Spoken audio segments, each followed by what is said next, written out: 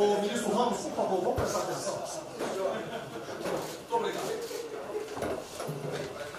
Você gostou? Está ótimo. Senhores, bom dia. Essa reunião é por solicitação minha ao presidente da República, porque nós iríamos apresentar isso à imprensa, que não foi apresentado, e começaram uma série de especulações sobre esse plano de retomada. Então, eu solicitei ao presidente uma reunião com os ministros, porque o plano não vai ter efeito se todos os senhores não nos ajudarem, cada um na sua área, claro. Tá? Na hora que nós precisarmos das pessoas para a coordenação do plano, o Ministério que não colocar uma pessoa realmente que seja envolvida e tenha capacidade para poder coordenar e executar, esse Ministério vai ficar mais fraco e aí o plano todo fica meio capenga. Tá? É uma apresentação de 10 minutos no máximo, mas é somente isso. Eu pediria também aos senhores que a finalidade não é reunião de ministros para nós discutirmos nada, é simplesmente para apresentarmos o plano. Como é que saiu essa ideia? Eu estava conversando com diversos ministros, entre eles Rogério Marinho, o Tarcísio, inclusive o nome do plano, eu roubei do plano do Tarcísio, né? Pedi autorização a ele e roubei. É um plano Marshall brasileiro. Né?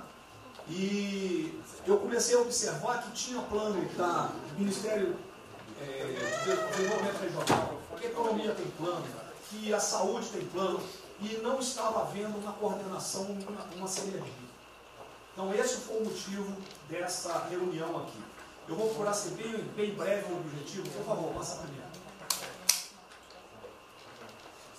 Muito bom. Passou tudo, acabou. Então vamos acabar. Você está no fim, está errado, cara. Passa primeiro, muito bem. Os senhores podem observar o seguinte. Eu comecei com o presidente. O problema, nós estamos invertendo a questão de uma lógica de raciocínio. Nós temos um problema. Né? Nós temos esse problema, temos que ver quais são as consequências negativas desse problema. Todo mundo sabia, sanitárias e econômicas, ninguém tem dúvida, com reflexo em todos os ministérios. Mas o foco não é na solução do problema, o foco hoje, de uma maneira geral, é quem é o culpado. Né? E nós queremos recolocar, vamos dizer assim, readequar isso aí para como o governo deve reagir a esse problema para achar uma solução para as duas consequências negativas que ocorrem. Próximo. Então, é um programa. O programa se chama Pro Brasil. Tá? Dou crédito ao azar do Tarcísio por ele ter conversado comigo. Eu gostei e roubei. Né? Pro Brasil.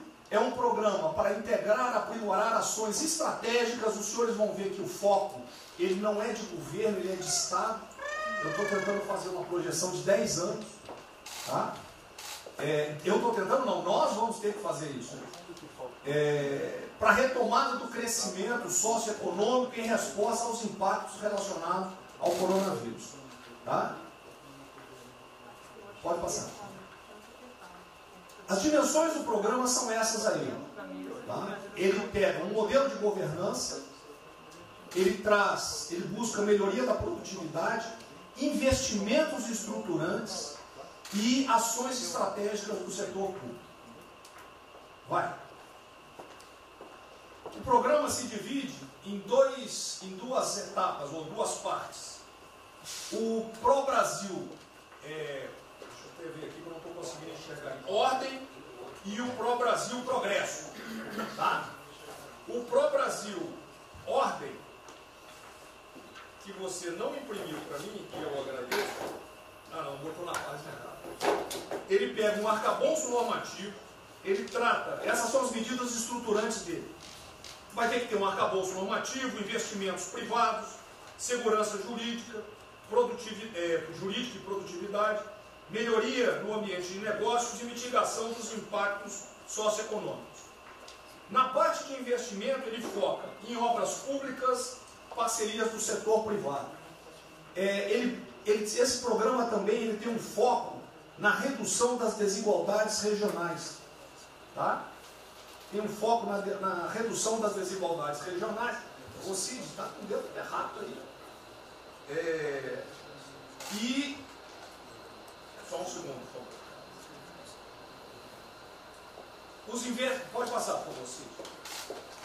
Qual é a abrangência do programa? Os senhores podem observar que ele tem uma parte de infraestrutura, ele tem ações viabilizadoras e tem ações de apoio na lateral.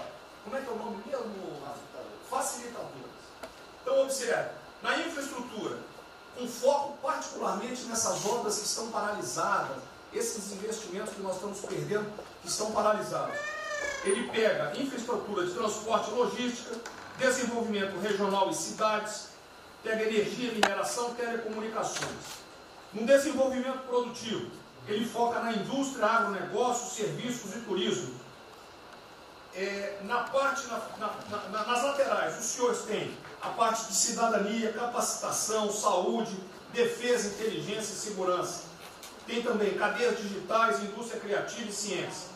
E nas viabilizadoras, que são transversais em toda a parte do programa, nós temos finanças e tributação, legislação e controle, meio ambiente e a parte institucional e internacional. Qual é o nosso time frame que nós estamos pensando aí? A estruturação do programa. Eu preciso que os senhores, nós vamos fazer uma reunião, como os senhores podem ver, é a primeira reunião do grupo de trabalho, tá? Com todos os ministérios envolvidos. Na sexta-feira agora, tá? Os senhores vão receber o horário, e aí nós teremos de maio a julho a estruturação do programa. De agosto a setembro, o detalhamento do projeto. A partir de outubro, implantação em larga escala, tendo um foco prioritário naquelas ações que têm uma resposta mais imediata. Porque o brasileiro é o seguinte, na hora que nós lançarmos o programa, eles vão começar a cobrar resultado. Tá? Então eu tenho que ter alguma resposta para o público. E a efetividade dos processos de monitoramento, na realidade não está no final, ele está durante todo o processo. Tá? Passa mais um, Cid. Volta. Aí. O horizonte do programa, se os senhores observarem, nós estamos pensando no horizonte, né, até 2020, na verdade até 2030. Tá? Mas uma primeira fase dele, ele é faseado até o final desse primeiro governo, mas com um planejamento que prossiga nisso aí. Esse é o foco do que o trabalho dos grupos vão ter que apresentar. Ok? Pode passar a última, por favor.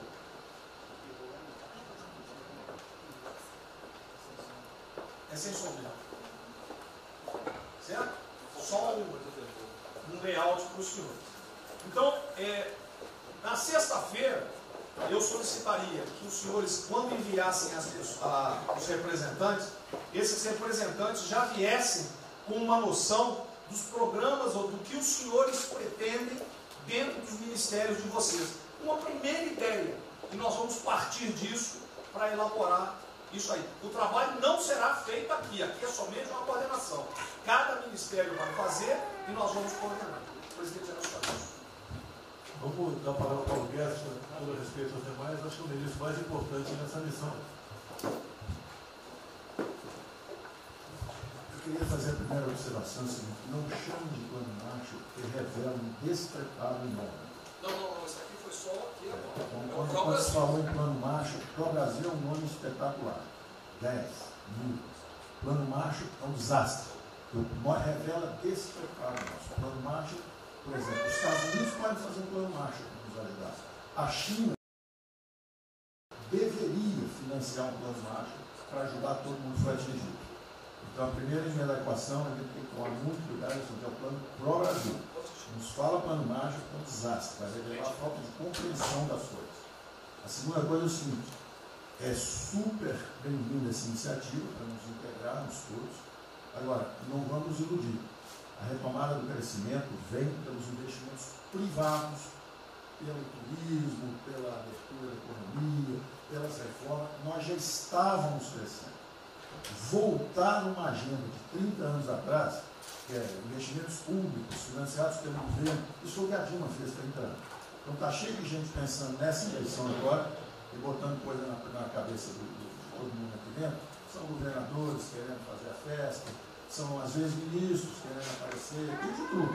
E todo mundo vem aqui, vamos crescer, agora temos que crescer, tem que ter resposta imediata, o governo vai gastar. O governo quebrou. O governo quebrou. Em todos os níveis. Prefeitura, governador e governo federal. O que nós conseguimos fazer? Nós sinalizamos o contrário. Nós desalavancamos o banco público, reduzimos o endividamento, baixamos os juros e o Brasil ia começar a voar. Então, se a gente lançar agora um plano, todo o discurso é conhecido, acabar com as desigualdades regionais, na linha, claro. Está lá, são os detalhes dele. É bonito isso, por isso é o que o Lula e a Dilma estão fazendo há 30 anos. Se a gente quiser acabar igual a Dilma, a gente segue esse caminho. Então, eu acho o discurso bom, mas nós temos que tomar cuidado e reequilibrar as coisas. Não pode o ministro, para querer ter um papel preponderante esse ano, destruir a candidatura do presidente, que vai ser reeleito se nós seguirmos o plano das reformas dos documentos originários. Então, eu tenho que dar esse recado, uma vontade de disposição, nós vamos ajudar tudo, mas nós não podemos nos iludir. O caminho desenvolvimentista foi seguido. O Brasil quebrou por isso. O Brasil estagnou. A economia foi corrompida, a política foi corrompida, a economia estagnou através do excesso de gastos públicos. Então, achar agora que você pode se levantar pelo suspensório, como é que um governo quebrado vai investir, vai fazer grandes investimentos públicos? Tarcísio sabe disso, conversando sempre. Tarcísio sabe o seguinte, quanto é que você consegue, Tarcísio, passar de 5 bi para quanto? Para 15, para 20, para 30? Multiplicou por 6. Quanto é que você consegue de investimento em concessões? 250. Tá certo? Então, ó, tem 100 bilhões vindo para saneamento, tinha 100 bilhões que viriam, as 17 maiores petroleiras do mundo viriam para a nossa seção onerosa, 100 bilhões de seção onerosa, 100 bilhões de mineração, 100 bilhões de saneamento, 230 bilhões de concessões, 500 bilhões. Cadê o dinheiro do governo para fazer isso? Não tem. Então, quem está sonhando é sonhador. A gente aceita. Politicamente, a gente aceita. Vamos fazer todo o discurso da desigualdade, vamos gastar mais, precisamos eleger o presidente. Mas o presidente tem que pensar daqui a 3 anos. Não é daqui a 1 ano, não. Tem muita gente pensando na eleição desse ano. É só a observação que eu farei. Eu estou fora de eleição, mas Só um minutinho. A ideia aqui, ninguém falou em investimento público por enquanto. Inclusive, nós falamos ali em investimento, falamos inclusive em investimentos privados. O que tem que acontecer é o seguinte, eu estou vendo um plano de tanta gente, nós temos que sentar aqui e aí a imprensa, a economia, vai exatamente o que pode, o que não pode. Fundamental a coordenação. Até para isso na imprensa que está saindo. Que são na imprensa assim, plano Marshall e economia está fora. Quer dizer, alguém foi para a imprensa e falou, vê o plano Marshall ali, a economia está fora. Quer dizer, enfraquecer o nosso discurso num momento desse é uma tolice, é um atentado contra nós mesmos. Questão da imprensa, eu acho que eu resumi hoje dentro do Palácio 20 segundos. Eu não vou falar com vocês, que vocês vão deturpar, vocês inventam e potencializam. Tem que ser o papel de cada um, não pode um sair daqui no cantinho, foi mais ou menos. Não pode falar nada, tem que ignorar esses caras, 100%. Senão a gente não vai para frente. Tem que estar sendo pautado para esses pulhas. O tempo todo jogando um contra o outro.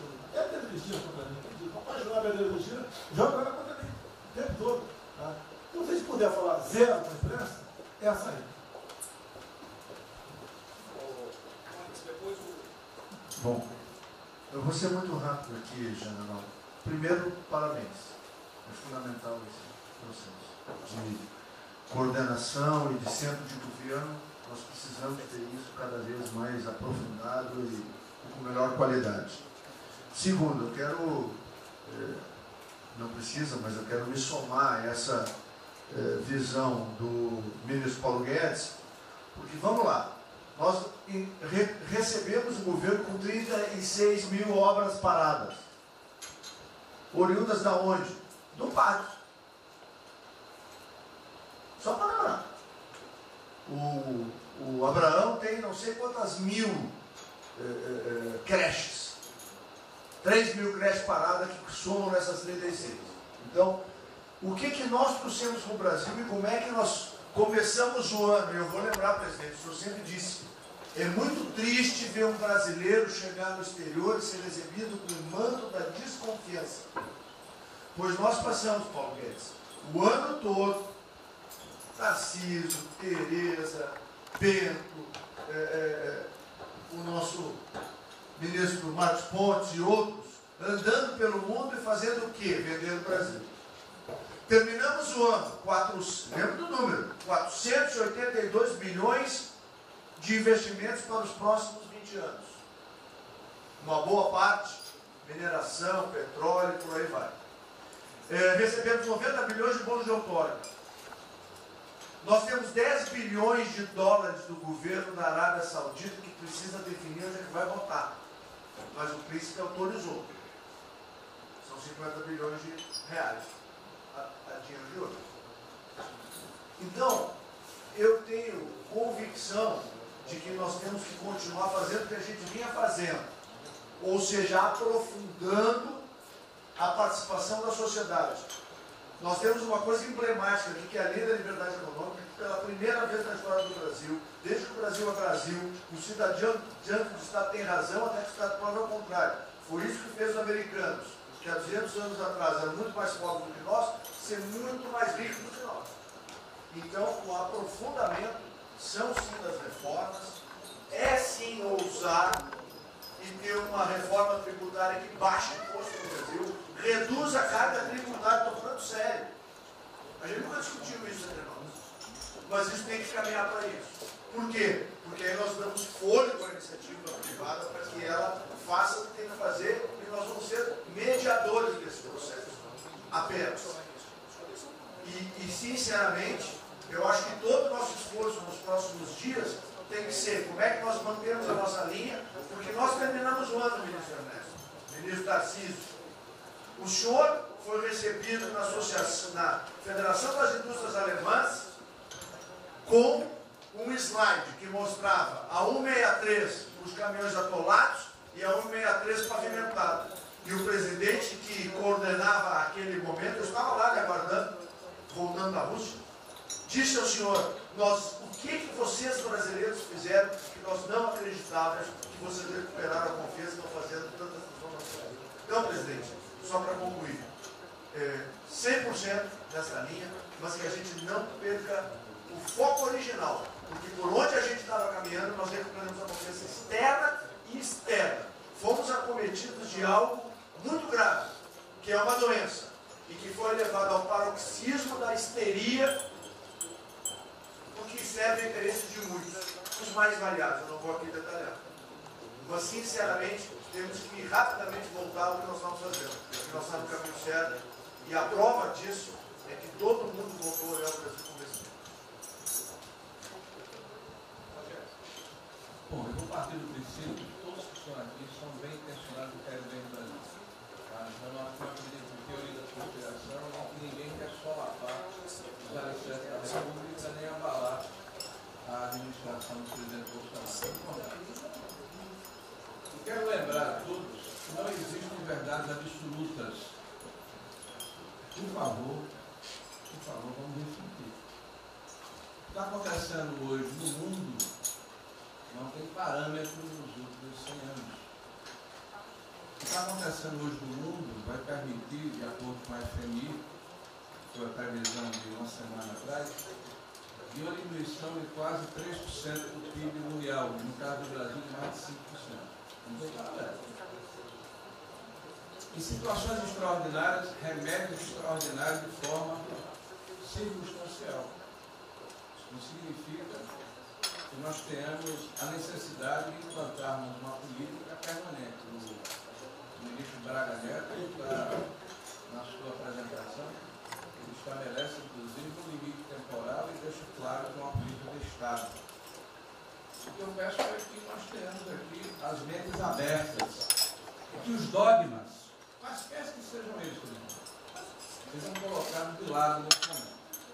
Porque os governos do mundo, certamente, têm a capacidade de entender o que está se passando. Eu tenho visto governos extremamente liberais preparando programas de reconstrução, levando em consideração a necessidade de que o Estado Estado Nacional passa a ter um papel diferente como tomador de risco nesse momento em que há uma queda abrupta da liquidez. O ministro Onyx fala com muita propriedade da Arábia Saudita dos 10 bilhões de dólares. É bom lembrar que aqui o ministro Bento está se pagando para se retirar petróleo do mundo. Os países vão utilizar suas respectivas liquidez para resolver os seus problemas de infraestrutura e de retomada das suas economias. Nós temos que ter segurança jurídica, respeito a contratos, capacidade de alavancar recursos privados com a inversão de recursos públicos, sim. É bom lembrar que eu tenho ouvido falar, não sei se é verdade, depois vai colocar na ponta do lápis, que a gente pode chegar a 600 bilhões de reais esse ano de ajuda a empresas e a pessoas físicas. Recursos do governo federal, fruto de endividamento do governo, desse governo, que vai terminar o ano com déficits 4, 5, 6 vezes maior do que estava precificado no início do ano. Caiu um meteoro sobre as nossas cabeças.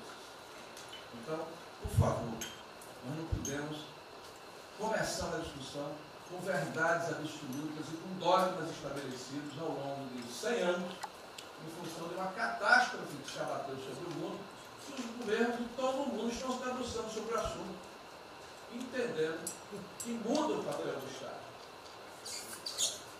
Senhor presidente, é bom lembrar que quando houve a unificação da Alemanha, eu acho que esse é um fato histórico irrefutável, o Estado alemão entendeu e fez um pacto de que haveria necessidade de investir em capital humano e infraestrutura na Alemanha Oriental para diminuir desigualdades regionais. E esse é um pacto do Brasil.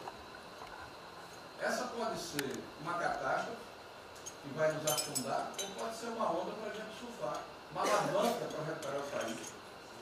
Todos os países do mundo estão submetidos ao mesmo processo. Vai depender da nossa capacidade de termos uma opção clara de que forma vamos sair desse problema. Se vamos gastar 600 bilhões de reais para resolver uma situação que é emergencial e todos reconhecemos que é necessária, e darmos segurança à população, no caso alimentar, para evitarmos o caos, para diminuirmos a mortandade das empresas, muito bem, está correto, essa é a boa direção. Por que não 5, 6, 7% desse total, 10% desse total, em obras de infraestrutura? Por que não termos a capacidade de alavancarmos o emprego no momento em que a retomada, todos os economistas aqui reconhecem, vai ser muito lenta?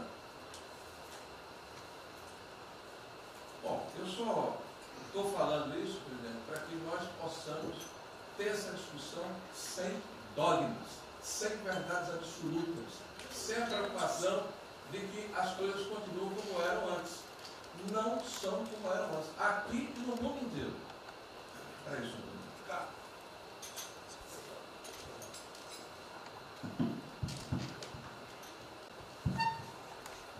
Presidente, estava assistindo atentamente a apresentação do colega Wilson Braga Neto.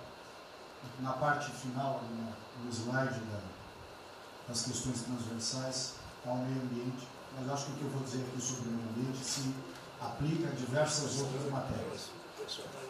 Nós temos a possibilidade, nesse momento que a atenção da imprensa está voltada quase que exclusivamente para o Covid e daqui a pouco para a Amazônia, o general Mourão tem feito os trabalhos preparatórios para que a gente possa entrar nesse assunto da Amazônia um pouco mais calçado, mas não é isso que eu quero falar. A oportunidade que nós temos, que a imprensa não está nos dando um pouco de alívio nos outros temas, é passar as reformas infralegais de desregulamentação, simplificação, todas as reformas que o mundo inteiro, nessas viagens que se referiu ao Mix, certamente cobrou dele, cobrou do Paulo, cobrou da Tereza, cobrou do Tarcísio, cobrou de todo mundo, da segurança jurídica, da previsibilidade, da simplificação. Essa grande parte dessa matéria, ela se dá em portarias e normas dos ministérios que aqui estão, inclusive o de meio ambiente, e que são muito difíceis, e nesse aspecto acho que o meio ambiente é o mais difícil de passar qualquer mudança infralegal em termos de instrução normativa e portaria, porque tudo que a gente faz é pau no judiciário, no dia seguinte. Então, para isso precisa ter um esforço nosso aqui, enquanto estamos nesse momento de tranquilidade, no aspecto de cobertura de imprensa, porque só fala de Covid, e ir passando a boiada, e mudando todo o regramento, e simplificando normas, de IFAM, de Ministério da Agricultura, de Ministério do Meio Ambiente, de Ministério disso, de Ministério daquilo. Agora é a hora de unir esforços para dar de baseada a simplificação regulatória que nós precisamos, em todos os aspectos. E deixar a AGU, o André não está aí, né? E deixar a AGU de stand-by para cada pau que tiver, porque vai ter. Essa semana mesmo nós assinamos uma medida a pedido do Ministério da Agricultura, que foi a simplificação da lei da Mata Atlântica para usar o Código Florestal. Hoje já está nos jornais dizendo que vão entrar com ações judiciais e ação civil pública no Brasil inteiro contra a medida. Então, para isso, nós temos que estar com a artilharia da AGU preparada para cada linha que a gente avança. Mas tem uma lista enorme em todos os ministérios que têm papel regulatório aqui para simplificar. Não precisamos de Congresso. E coisa que precisa de Congresso também, nesse fuzuê que está aí, nós não vamos conseguir aprovar. Agora tem um monte de coisa que é só parecer, caneta. Parecer, caneta. Sem parecer também não tem caneta. Porque dar canetada sem parecer é cana. Então, isso aí vale muito a pena. A gente tem um espaço enorme para fazer. Enfim, acho que essa é uma questão importante que estava aí nos slides, Você vê que a jurídica também está embaixo. Isso, exatamente. Só para os senhores entenderem o seguinte, isso aqui é coordenação dos planos que eu sei que todos estão fazendo. Tá? É coordenação. O que vai ser possível executar ou não, vamos entrar naquelas nas limitações que nós temos, e o que tiver conflito será levado à decisão do presidente. Agora, nós temos que andar com isso rápido, porque a queda do desemprego, o país está sem esperança, nós temos que fazer isso andar. O pessoal da iniciativa privada está nos procurando, a gente tem que dar um rumo nisso aí. Bom, a ideia é essa. Me ligou agora de manhã o Eduardo Gouveia Vieira, da Firjan. Ele quer fazer uma videoconferência onde mais de 300 empresários do Rio, um pouquinho abaixo do potencial de São Paulo, para hipotecar solidariedade. A ideia que nós temos de reabrir o comércio. A desgraça que vem pela frente, eu acho que o Paulo Guedes está até legal, Paulo Guedes, não sou economista não. Vai ser uma porrada muito longa, você pode imaginar. Não só apenas os informais. Eu acho que bateu a 10 milhões de carteiras assinadas por saco. E os governos estaduais não têm como pagar salário, não tem. Maio, metade do estado não tem mais como pagar salário mais. A desgraça está aí. Eles vão querer empurrar essa trozoba para cima da gente, esse pessoal aqui do lado vai querer empurrar. E a gente vai reagir, porque aqui não é saco sem fundo. Tá? Então essa preocupação vamos ter. Paralelamente a isso, é o AB da vida, enchendo o saco do Supremo, para abrir processo de bicho, porque não apresentei meu exame de vírus, essa frescurada toda. E todo mundo tem que estar ligado. Não é apenas cuidar do seu ministério nessas questões que estamos tratando aqui, é tratar da questão política também. Tá certo? Então essa preocupação temos que ter, porque a luta pelo poder continua a todo vapor. E sem neurose da minha parte. Tá? O campo fértil para aparecer umas porcaria aí, né? Levantando aquela bandeira do povo ao meu lado, não custa nada.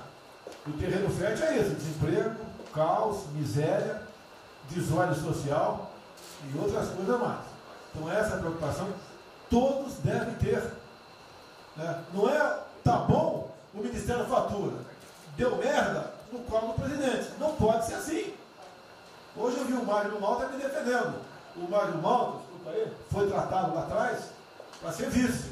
Depois ele resolveu não ser, tudo bem. Depois foi tratado para ser ministro, tudo bem. Agora, politicamente, ele nunca me deu uma alfinetada e sempre está defendendo os problemas que ele tem. Então, não é o ministro ir de peito aberto entrar no covil dos leões. Mas não pode. Né? Por exemplo, quando se fala em possível impeachment, ação no Supremo, baseado em filigranas, Eu vou em qualquer lugar no território nacional. Ponto final. O dia que for proibido de ir para qualquer lugar do Brasil, pelo Supremo acabou o mandato. E espero que eles não decidam, ou ele, né, monocraticamente, querer tomar certas medidas, que daí nós vamos ter uma crise política de verdade. E eu não vou meter o rabo dentro da terra. Zero. Certo? Porque se eu errar, se achar um dia ligação minha com o empreiteiro, dinheiro na conta na Suíça, porrada, sem problema nenhum. Vai para o impeachment e vai embora. Agora, com frescura, com babaquice, não. Até em cima do que eu falei, em frente ao Forte Apache. Eu sou o chefe supremo das Forças Armadas. Ponto final. O pessoal estava lá, eu fui lá, dia do Exército. E falei algo que eu acho que não tem nada demais. Mas a repercussão é enorme. Oh, AI-5. Cadê o AI-5? Acabou, o AI-5 não existe adicional no Brasil mais. É uma besteira. Artigo 4.2. É o pessoal que não sabe interpretar a função.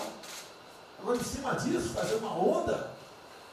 Vamos ouvir deputados, empresários, seja o que for. Agora, quando a Câmara fala lá dentro, uma homenagem a Che Guevara, a Mao Tse Tung e tudo mais, não tem problema nenhum. Quando o Partido Comunista do Brasil faz suas convenções e do lado lá, Fidel Castro, então não tem problema nenhum.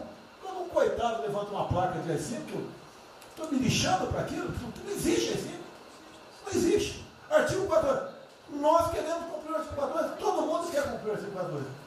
É haver necessidade, qualquer dos potentes pode, né, pedir às Forças Armadas que intervenham para restabelecer a ordem no Brasil, naquele local, sem problema nenhum. Agora, todos, né, têm que se preocupar com a questão política e aquele direito tira a cabeça da toca, porra. Não é só ficar dentro da toca o tempo todo, não. Estou bem, estou cuidando da minha imagem, a minha imagem está aqui, eu sou bonitinho, e o requisito todo, não, tem que fazer essa parte. Então é isso que eu tento falar com você, que depois de um certo momento, onde chegar a cabeça dessas pessoas, fica difícil voltar atrás. Daí que é uma crise, é uma crise. Não tem amor por esse mandato, para a cadeira de presidente. Zero. Não vou provocar ninguém. E assim como a defesa faz uma nota muito boa, dizendo que vai cumprir a Constituição, a liberdade, 10, né, e não aceita golpe, 10, também não aceita o contra-golpe dos caras, porra. Vai deixar alguns malucos aí, que sabe quem são, ficar aí naquela fervura de o presidente é irresponsável, ele é maluco, ele é genocida. Não é assim. O que vale para um lado, vale para o outro. O que não vale para um lado, não vale para o outro. Essa é a nossa preocupação que devemos ter. Por isso que está aqui o pró-Brasil, mas também com a questão política. Se nós começarmos a falar com propriedade, e tem muita gente que fala muito melhor do que eu, e tem um conhecimento muito melhor do que eu, tem que falar, discretamente, mas tem que falar, para não deixar subir a temperatura, que é só porrada o tempo todo em cima de mim. E vou continuar indo em qualquer lugar do Brasil, ponto final, não é problema meu. Tá certo? Se eu não tivesse direitinho de vir, prefeitinho lá no fim do mundo, o jaguapoca do prefeito manda prender. Tem que a justiça se posicionar sobre isso, porra. Tem que se posicionar sobre isso abertamente. Não admitimos prisão por parte do prefeito no decreto. Tem que falar, não é ficar quieto. E quem direito aqui, todos têm que falar isso aí, não é só a justiça. Todos têm que falar. Não é ficar, toca o barco não e vamos em frente. Tá? Então esse papel é vocês, pô. Essa preocupação, acordem para a política e se exponham. Afinal de contas, o governo não só. E se eu cair, cai todo mundo. Agora, vamos cair. Se vai cair um dia, vamos cair lutando, uma bandeira justa, não por uma babaquice de exame antivírus, pô. Pelo amor de Deus, pô. Tá? Eu, até já bem claro, de uns 8 anos para cá, quando pedia para mais manipulação um remédio qualquer, eu falava com o médico. Bota um nome de fantasia, porque se for o meu nome para lá, como era sempre um cara manjado, né, tem 3, 4 que vão manipular lá o medicamento, pode me envenenar, pô. E assim é a mesma coisa a questão do vírus, entre outros. De acordo com o interesse, o cara dá negativo, ou dá positivo, depois que deu, vai para a contraprova, vai dar problema. E nós sabemos, tá certo, que nós temos um compromisso com a verdade. Eu jamais mentiria se não tivesse realmente um exame negativo. Jamais eu mentia negativo, deu positivo, vice-versa. Jamais. A verdade é acima de tudo. Então é um apelo que eu faço a todos que se preocupem com política para não ser surpreendido. Eu não vou esperar o barco começar a afundar para tirar água. Estou tirando água e vou continuar tirando água de todos os ministérios. O tocante é isso. A pessoa tem que entender. Se não quer entender, paciência, pô. E eu tenho o poder e vou interferir em todos os ministérios, sem exceção.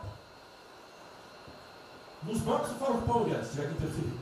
Nunca tive problema com zero problema com o Paulo Guedes. Agora os demais, vou. Eu não posso ser surpreendido com notícias. Eu tenho a PF que não me dá informações. Eu tenho as inteligências das Forças Armadas que não têm informações. A BIM tem seus problemas. Tem algumas informações. Só não tenho mais porque está faltando, realmente, temos problemas. Aparelhamento, etc. Mas a gente não pode ver essa informação. Quem é que nunca ficou atrás da porta ouvindo que seu filho ou sua filha está comentando? Tem que ver, depois que ela engravida, não adianta falar com ela mais. Tem que ver, depois que o moleque encheu os conos de droga, não adianta mais falar com ele, já era. A informação é assim. Eu estava vendo, estudando esse fim de semana aqui, como é que o serviço chinês secreto trabalha nos Estados Unidos. Qual a preocupação nossa aqui? É simples o negócio. Ah, não deve falar publicamente. Deve falar como? Está todo mundo vendo o que está acontecendo?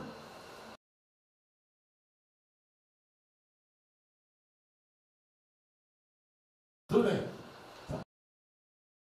Você tira do porra. Não tira. É uma realidade. Não adianta esconder mais, tapar o sol com a peneira. Vai em alguns ministérios, tem gente desespantada aqui dentro. Então não quer pregar. Zero. Precisamos dele para vender? Sim, isso precisa também de nós. Que se não precisasse, não estaria comprando a soja da gente, não. Precisam. E é um negócio, pô. E devemos aliar com quem tem alguma afinidade conosco. Para a gente poder fazer valer a nossa vontade naquele momento. Não adianta se esconder aqui, depois tem um problema, daí liga para o tio, fala, pô, cara, você me ignorou até hoje. Você só não me chamou de imperialista, igual a esquerdalha e o FHC falava no passado. No resto, agora não dá mais. Então essa é a preocupação que temos que ter. A questão estratégica, que não estamos tendo. E me desculpe, o serviço de informações nosso, todos, são uma vergonha. Uma vergonha. Que eu não sou informado. E não dá para trabalhar assim. Fica difícil. Por isso, vou interferir. E ponto final, pô. Não é ameaça, não é extrapolação da minha parte. É uma verdade. Como eu falei, né? Dê os ministérios para os senhores. O poder de veto. Mudou agora, tem que mudar. E eu quero realmente governar o Brasil. Nós precisamos de todos aqui, como disse o Marinho, né? Aqui é o mesmo barco. Se alguém cavar no porão aqui, vai todo mundo para o saco aqui, vai todo mundo morrer afogado. Então é isso que a gente precisa. É pensar além do que tem que fazer internamente aqui. Quando eu explodi em metro, conversei com o Paulo Guedes. Desculpa a linguagem, é uma putaria. Putaria em metro. Trocar tacógrafo, trocar taxímetro, botar chip na bomba de combustível. Putaria, igualzinho tomar 3 pinos. Está muito bem agora, mas precipiou a porrada. Ah, botou um coronel. O coronel foi pelo hino. Eu ia botar um coronel, você vai ter uma formação. Tá? E assim nós devemos agir. Como estava discutindo agora, IFAM, né? Está lá vinculado à cultura. Eu fiz a cagada em escolher, não escolher uma pessoa que tivesse também outro perfil. Uma excelente pessoa que está lá, tá? Mas tinha que ter outro perfil também. E vamos parar com a capa no Brasil. Compara com o Luciano Hang. Encontra lá um cocô petrificado de índio, para a obra. Para a obra. O que tem que fazer? Alguém no IFAM que resolva o assunto. E assim nós temos que proceder. E assim, cada hora, como eu falei da Tereza Cristina, que mudou a questão normativa, revocou a questão normativa, ajudou 400 mil pessoas no Vale do Ribeira, parabéns. Assim são outras decisões. A questão de armamento, tá? As questões de... por quê? Espera aí. Senhor Ministro da Justiça, por favor. Foi decidido há pouco tempo que não podia botar algema em quase ninguém. Por que estão botando algema em cidadão que está trabalhando, ou mulher que está em praça pública, e a justiça não fala nada? Tem que falar, pô! Vai ficar quieto até quando? Ou eu tenho que continuar me expondo? Tem que falar, botar para fora, esculachar. Não pode botar algema. Decisão do próprio Supremo. E vão ficar quietos até quando? Estão humilhando o nosso povo, porque isso está crescendo. O pessoal fica apontando para mim, votei em você para você fazer alguma coisa. Votei em você para você tomar decisões, para você brigar. E é verdade. Eu estou me lixando com a reeleição. Eu quero mais que alguém seja eleito, se eu vier candidato, tá? Eu quero ter paz no Brasil, mais nada. Porque se for à esquerda, uma porrada de vocês aqui tem que sair do Brasil, que vão ser presos. E eu tenho certeza que vão me condenar por homofobia, 8 anos por homofobia. Ele inventa o racismo, como inventaram agora pro Von Traub. Desculpa usar a puta que eu pariu. O Von Traub pode ter falado uma merda do mundo, mas racista. Vamos ter que reagir, pessoal. É outra briga. Tem que ser um governo com altivez. Se expor, mostrar que nós temos o povo do nosso lado. Que nós somos submissos ao povo. Nós queremos realmente, é como disse, se não me engano, Margaret Thatcher, né? Ou Reagan, não sei, para ser conduzido pela povo brasileiro, ponto final. Onde o povo está, vamos estar juntos. Eu não convidei ninguém para ir para frente do Forte Apache. Ninguém, zero. Estava na casa do meu filho, fiquei sabendo, vou para lá. A empresa está falando agora que não sei, 2 ministros militares aí não aceitaram meu convite. O dia que ou eu convido o ministro para o churrasquinho em casa, eu pago a missão. Eu vou pagar a missão. A missão for absurda, o ministro falou, tchau, estou fora. Tá certo? Ou vai e fica puto, mas vai, pô. E jamais eu vou pagar uma missão escrota para quem quer que seja. Nem no quartel fazer isso com recruta, nem no quartel. Tá certo? Quem tirar o nosso convívio aqui, que é muito bom, partir para essa linha. Não estamos em desespero, nós estamos bem. Não somos acusados de desvio, de corrupção, nada, nada, zero. Temos problema pela frente. Vamos tentar solucionar. Eu tenho conversado com vários ministros. E vamos solucionar. Porque o destino do Brasil está na mão desse grupo privilegiado que está aqui. E eu não seria nada sem vocês. Vocês não seriam ministros sem eu. Duvido. Dificilmente eu tenha sido ministro tivesse uma data aqui. Eu duvido. Podia aceitar por alguns dias, né? Depois ver a sacanagem que ia ser. Não ia ser diferente do que foi os 2 anos anteriores do PT. Né? Ia pedir para sair. Então, um apelo para vocês. Todo mundo se preocupa com o futuro do Brasil, com a questão política. Criticar um ato de uma pessoa ou outra não é criticar o Congresso ou de criticar o Supremo Tribunal Federal. Quem não ficou revoltado, o Moro ficou revoltado com a liberdade desse pessoal. Por causa de vírus, botou esse estuprador para fora. Imagine ter estuprado uma filha nossa, um filho da puta desse depois da liberdade. Nós temos que colocar no lugar dessas pessoas, desse pai que tenha sido estuprado, aí os vagabundos foi posto na rua. Com a decisão, foda-se quem seja, tem que jogar pesado em cima disso. Não é um desabafo, pessoal, é uma realidade. O nosso barco está indo, mas não sabemos ainda, no momento, dado o último caso, vírus, para onde é nosso barco. Pode estar indo em direção ao iceberg. A gente vai para o fundo.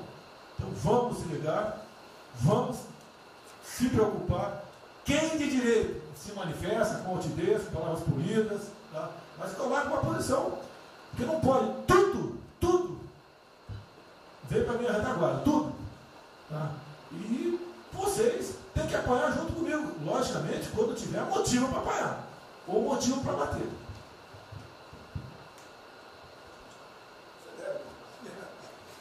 Não, eu já caí.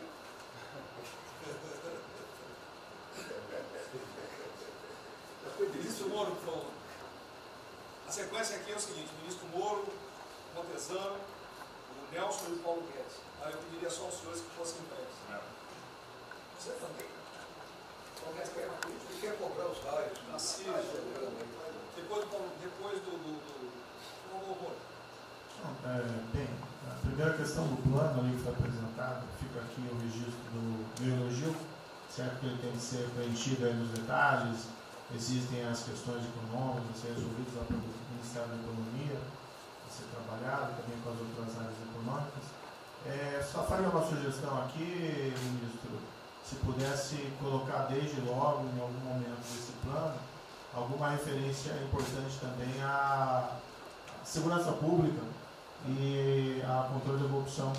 Foram 2 temas centrais, né, nas últimas eleições, e são 2 temas que, embora, claro que o plano vai ficar sujeito aí ao detalhamento necessário, mas acho que é importante ter uma referência inicial para não parecer que nós estamos descurando desses aspectos específicos. Nós não entramos em detalhes, porque isso aqui, o senhor viu que todos os ministérios praticamente responderam, isso aí para mim viria no detalhamento do ministério, mas eu acho que politicamente cabe. Não, sim. Não, eu entendo que cabe no detalhamento, mas acho que uma referência né, seria interessante. Tem que apontar também que foi uma vitória do governo, do presidente. No ano passado houve uma queda expressiva desses principais indicadores criminais.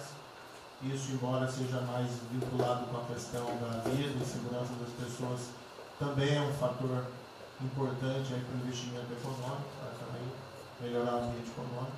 E o controle da corrupção também é pressuposto. Não faria exclusivamente essa sugestão específica. Muito obrigado. Já está anotado. Lucas, não. Ministro, primeiramente, parabéns. Acho que é um momento oportuno para a gente começar a falar do dia seguinte.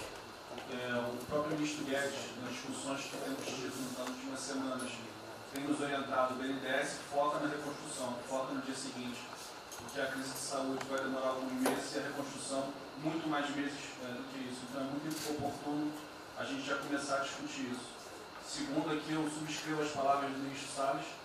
O que a gente tem observado nos projetos e concessões, etc., uma parte crítica essa legislação para o funcionamento da máquina pública. É um momento muito oportuno para a gente aproveitar isso. Isso faz uma baita diferença no preço de um projeto, na velocidade, faz muita diferença. Então, subscrevo aqui as palavras do ministro Salles. E por último, ministro, quando eu assumi o banco em julho, o banco estava montado como uma fábrica de empréstimo. O banco, durante 15 anos, foi uma fábrica de empréstimo. De julho até hoje, a gente fez uma reestruturação completa no banco, montando o que eu acredito hoje ser já o maior banco de investimento do Brasil em pessoas e um banco de investimento de serviços focado em planejamentos econômicos setoriais e estruturação de projetos. Tá? O banco já está atuando dessa forma. Temos um vasto conhecimento setorial, um vasto conhecimento de planejamento, já está rodando a contento, e esse BNDES de hoje se parece muito mais com o BNDES de 20 anos atrás, que era o BNDES que planejava e estruturava esses projetos no Brasil. Então eu queria colocar aqui à sua disposição, que nos use, estamos a serviço. Então o que o senhor achar adequado e razoável, tanto no fornecimento de informações, mas como também nesse planejamento, na coordenação, temos já um modo operandi, uma estrutura que é plug and play. Se o senhor quiser usar, já está pronta para rodar para esse tipo de mapeamento e estruturação de projeto. Então, por favor, sinta-se bem à vontade de nos usar integralmente aqui na coordenação desse projeto, caso o senhor entenda adequado. Tá? Tiago. Nelson. Bom, estou chegando aqui, então é importante que eu coloque para vocês como é que a gente vai trabalhar. A saúde é fundamental, porque enquanto a gente não mostrar para a sociedade que a gente tem o controle da doença, da saída dela, qualquer tentativa econômica vai ser ruim, porque o medo vai impedir que você trate a economia como uma prioridade. Então, controlar a doença hoje é fundamental. E controlar a doença não significa que a gente vai curar a doença em uma semana, mas que a gente não é um barco à deriva e que a gente tem uma estratégia para trabalhar essa doença. Então, são 3 coisas que a gente vai trabalhar. Primeiro, a informação, para entender o que é a doença, qual é a evolução dela, como é que está a infraestrutura para cuidar da doença. Porque um dos grandes problemas que a gente tem hoje, se a gente olhar o Brasil hoje, ele é um dos melhores países em número em relação à mortalidade. O que assusta é você ver que o hospital não consegue atender, a gente no frigorífico, a gente está abrindo cofre em algum lugar para enterrar, e isso traz medo. E o medo impede que qualquer outra atividade tenha sucesso. Porque enquanto isso não for sanado, o restante vai ter muito pouca chance de ser comprado pela sociedade. A segunda coisa é estruturar a operação de cuidado. Então a gente vai investir em logística, vai investir na parte de compra e tentar melhorar o processo. Por quê? Porque se eu tiver os hospitais funcionando, eu vou ter os pacientes tratados, eu não tenho a sensação da crise, o medo melhora e o restante pode entrar. E a terceira coisa é a gente deixar claro um programa de saída do isolamento e do distanciamento. Não é que vai sair amanhã, mas a gente tem que ter um planejamento. Porque aí a gente realmente mostra que a situação está na nossa mão. Pode ser que demore um pouco, mas a gente está controlando esse processo, que a gente não está sendo um barco à deriva. Então, basicamente, eu queria falar para vocês, essa é a forma como a gente vai tratar. A gente vai estar interagindo com todos os ministérios que forem necessários para que isso aconteça da forma mais rápida possível. Basicamente é isso. É um prazer estar aqui com vocês. Ontem eu liguei para o diretor-geral da Polícia Rodoviária Federal. Chegou ao meu conhecimento uma nota que era dele sobre o passamento de um patrulheiro. E ele enfatizou que era por 2019. Eu liguei para ele, por favor. O que mais? Ele era obeso, era isso, tinha comorbidades. Mas ali na nota dele só saiu Covid-19. Então, olha, aquele direito do respectivo ministério pode botar Covid-19, mas bota também, fibrose, um montão de coisa. Não pensa nesse negócio, tem um montão de coisa lá. Para exatamente não levar um medo à população. E que, olha, morreu um sargento do Exército, por exemplo. A princípio é um cara que está bem de saúde. Né? Um policial federal, né? Seja o que for. E isso daí não pode acontecer. Então, pede esse cuidado com os colegas, né? Aquele direito do respectivo ministério, que tem alguém encarregado disso, né? Tomar esse devido cuidado para não levar mais medo ainda para a população. Você perguntou, nossa, aí perguntou quanto tempo levaria para mostrar o plano, alguma coisa. Eu acredito que. Não, nós já conversamos hoje. Não, nós já conversamos hoje sobre isso. O COP está montando junto com a saúde. Tá? Eu não posso dizer. A gente está trazendo recurso para poder acelerar esse processo, porque a gente está correndo muito tempo. Enquanto a gente não conseguir controlar a percepção que a gente hoje tem condição de cuidar das pessoas, vai ser difícil. Né? E o problema da doença é que você pega um sistema que, se você falar em eficiência, os hospitais têm que ser eficientes. Então, quando você fala em eficiência, você vai quase no limite do cuidado. Você não tem sobra, você não tem gordura. Quando você pega uma doença que chega, que é muita gente ao mesmo tempo, você não consegue ter agilidade para preparar o sistema para cuidar dela. E a gente tem um problema adicional que a gente tem que tomar cuidado, que é o seguinte: como você tem os hospitais com pouca, você tem muita gente falando de Covid, mas os hospitais estão diminuindo muito o atendimento, o que significa que eles vão ter problema financeiro. Se isso prorroga, esses hospitais vão ter cada vez mais dificuldade. Você vai poder ter um hospital mais sucateado, um hospital fechado. O que está acontecendo hoje? Vamos botar em números hoje. A gente tem 4 milhões de pessoas hoje com a Covid. O Brasil hoje tem 212 milhões de pessoas. Tem 208 milhões que não estão tendo a atenção necessária. Você tem câncer, cardiovascular, isso tudo está represado, a demanda é reprimida.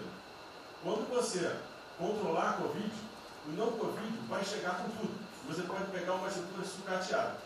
Aí você só vai transferir o problema de medo, que vai ser o medo da Covid e o medo da não Covid. Então a gente tem que estar preparado para isso tudo. Então não é só trabalhar o curtíssimo prazo, a gente tem que preparar para essa segunda fase que vai chegar também. Isso tudo a gente está fazendo, só para vocês saberem que a gente está pensando nisso tudo, só para vocês saberem que está tudo trabalhando. Tá. Como o ministro Tarcísio, eu pediria as suas que fossem bem breves. Não, já não tem jeito.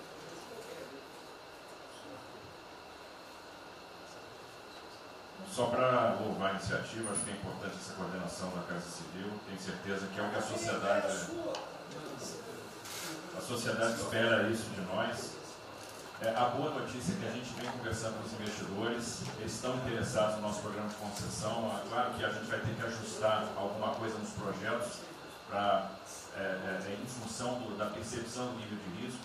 E a gente vai fazer isso calibrando taxa de retorno, monitorando melhor agora a questão da demanda, né, reestimando a demanda dos projetos, mas a gente tem certeza que os projetos vão sair. Qual o cuidado que a gente tem que ter? A gente fala em 250 bi de investimento, só que concessão funciona o seguinte: o que a gente contratar agora vai gerar investimento em 2023, 2024. Não é imediato. E a gente vai precisar de fazer alguma coisa imediata, e aí tem que ter a inteligência, porque também não adianta. Isso, me dá lá 30 bi por ano. Não vou gastar, eu não vou usar. Eu não vou ter condição de fazer, de usar isso. Né? Porque nos períodos altos, lá que a gente executou mais, a gente consegue ali ter uma capacidade operacional de executar 13, 14 bi, não mais. E a gente já tem 8 de orçamento por ano. Então, no final das contas, a gente fazendo as contas e vendo o que nós já temos de projeto pronto, o que é necessário, que agrega valor imediato. É um 35 Maranhão lá, que leva a safra para o Porto de Itaqui, que se acabou. Ali eu posso fazer uma intervenção imediata. E no que a gente vai falar? Estou falando de pegar os 8 que a gente tem e agregar mais 3, mais 4. É essa aqui. Eu acho que isso é realmente necessário para gerar emprego, para dar a resposta que a sociedade está querendo e conjugando isso com investimento privado. As duas coisas têm que andar juntas, né? E aí nós vamos dar um bom retorno. A gente está vendo aí o esforço que o BNDES está fazendo, a gente está fazendo um trabalho magnífico, trazendo o banco, trazendo o privado, o sindicato de bancos, para assumir uma responsabilidade que é deles também. O Banco Central injetou um monte de liquidez aí no sistema, para o dinheiro não ficar empossado, e aí preservando o caixa para atuar, né, nesses projetos de infraestrutura que vai ser fundamental. Então, eu acho que é essa linha que nós precisamos ter, né? E tivemos aí dois caras aí na história recente que pegaram terra arrasada e entraram para a história. Um foi o Roosevelt, o outro foi o Churchill. O terceiro vai ser o Bolsonaro. Primeiro Guimarães,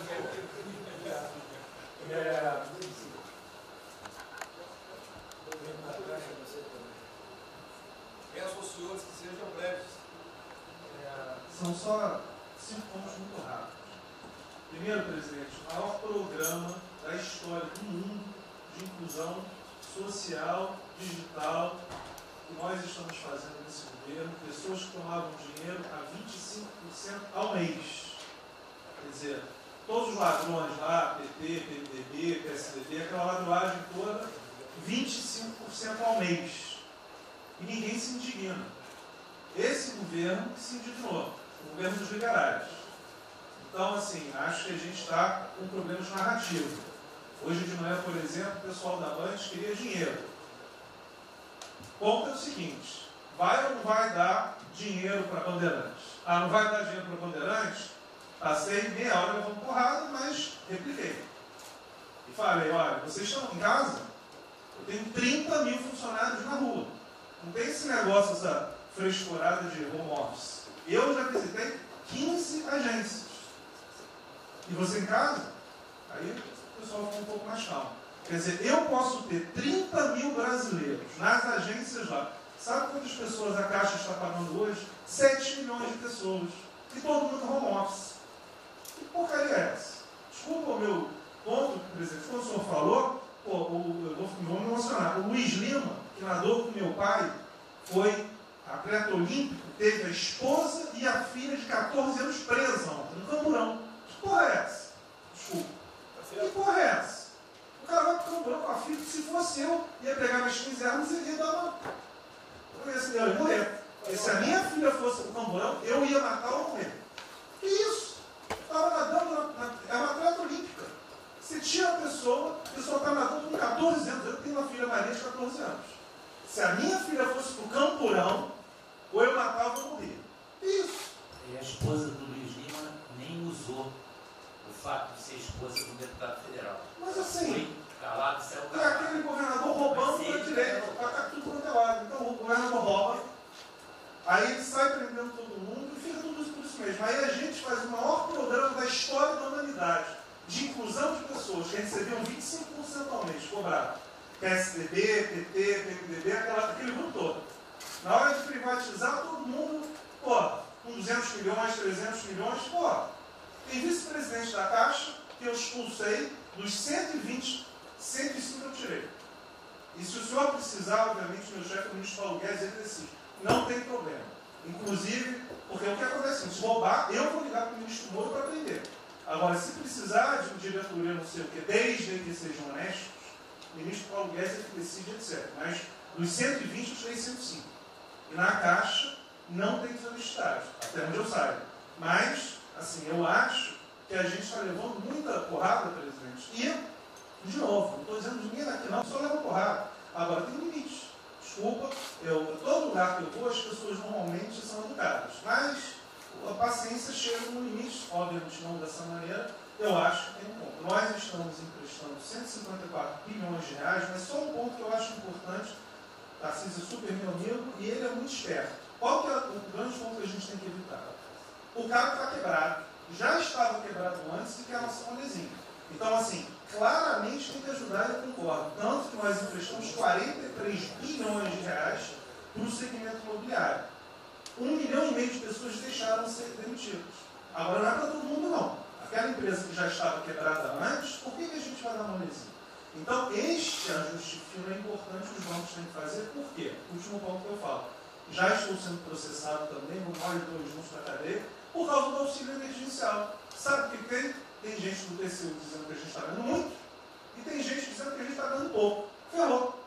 Ou seja, tem gente querendo me prender porque está dizendo que a gente está dando muito. E tem gente querendo me prender, que são aqueles caras lá que estavam antes, dando pouco. Vão acabar sendo presos, mas o que a gente não vai fazer? Deixar 30, 40, 50 milhões de pessoas passarem fome. Então, é só o meu recado dizendo o seguinte: a Caixa é banco de todos os brasileiros. Poxa, a gente está com 30 mil pessoas. Eu passo ligando, 45 pessoas na Caixa tiveram coronavírus. 2 faleceram, um, na verdade, com 70 anos já estava aposentado, e outro. A pessoa, eu chorei mais do que a pessoa, a mãe. Uma pessoa em 30 mil que estão o dia inteiro. E eu já falei para minha esposa, se tiver qualquer coisa, eu vou tomar 1 litro de hidrocloroquina, aquelas coisas todas. Então, assim, eu acho que a gente está, só o último ponto, numa questão de histeria coletiva. Quer dizer, eu posso ter 30 mil funcionários da Caixa pagando 7 milhões hoje, 2 milhões na segunda, ontem a gente abriu 800 agências, vamos abrir no sábado, no domingo, 2 horas antes. Então, o que a imprensa quer? Que você pague e dane-se os funcionários da Caixa. Mas se morrer 2, Jornal Nacional, presidente Bolsonaro e presidente Pedro, irresponsáveis porque abriram. A gente só vai levar porrada. Agora, realmente, meu ponto é inaceitável, foi a primeira vez que aconteceu. Eu conheço a Milena, Lene, Romine, atleta olímpica. Quer dizer, um atleta olímpico, a esposa atleta olímpica, a filha de 14 anos no camburão. Eu não sei se eles botaram lá atrás ou no meio. E aí você solta o estuprador, então eu acho que realmente tem uma questão. De novo, eu quero só reforçar uma coisa. O ministro Moro, em um dia, resolveu um problema muito importante. Muito obrigado, ministro. O que aconteceu?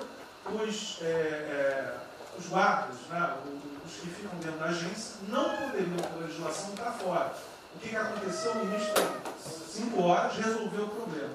Então, nos próximos 90 dias, os atendentes da Caixa Econômica Federal, os guardas, vão poder ir para fora para ajudar a fila. Ou seja, tem uma fila, tem 250 agências e tem 500 pessoas na fila. E aí, com a ajuda do ministro Moro da Polícia Federal, eles emitiram uma portaria. Então, só para finalizar, quero agradecer, ministro. Só um registro aí, até foi fácil de resolver, foi a Polícia Federal que resolveu. Ministro Ernesto, por favor. Volta a pedir que sejam breves. Obrigado. Rapidamente, sobre o plano. A dimensão internacional do plano, evidentemente, é fundamental, já está ali contemplado.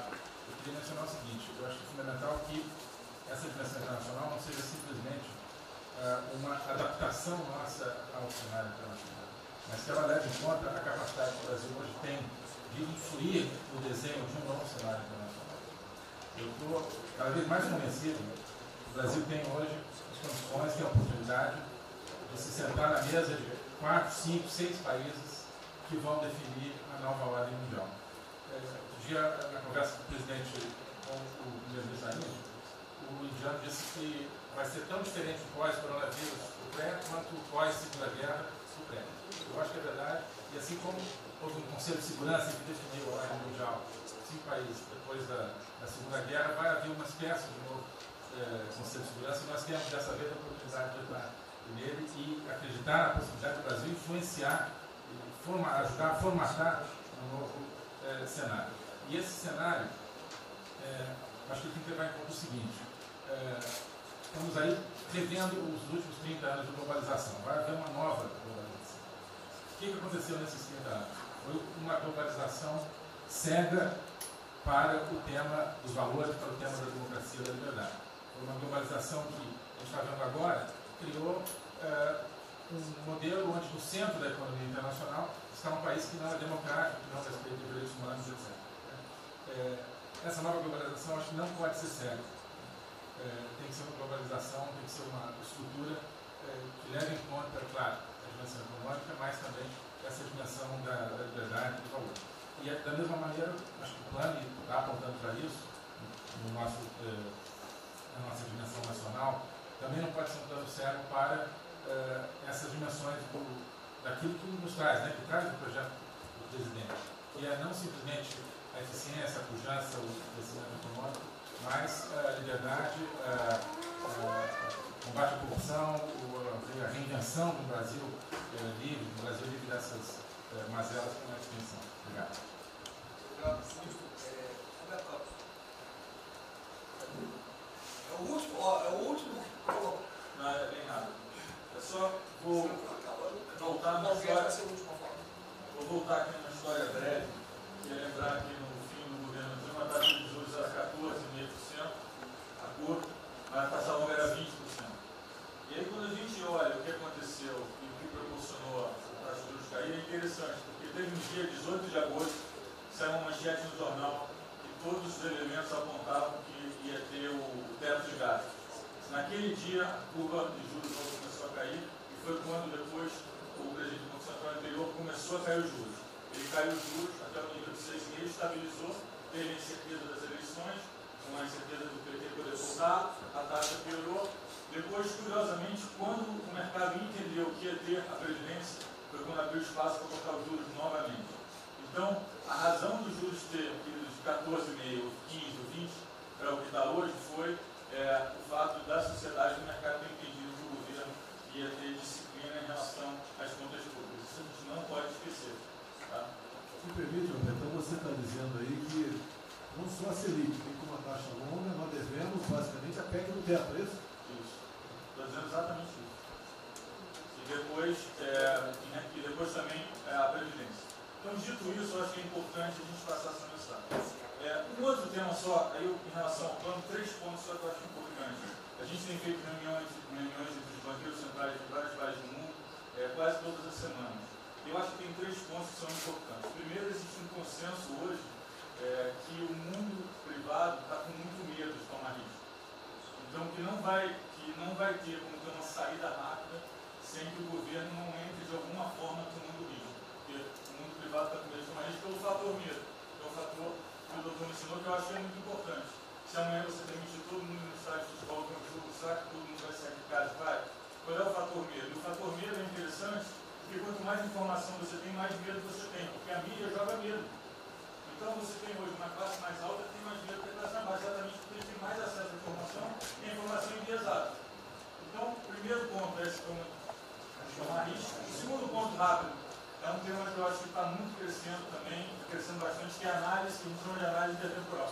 Quando você faz uma ajuda, quando o governo faz um gasto, geralmente acontece 2 coisas. Ou você bota fundo perdido, ou seja, esse gasto não vale nada, e aí vai ter um reflexo na economia, na taxa de juros, ou as pessoas exageram falando esse gasto vai ser um multiplicador.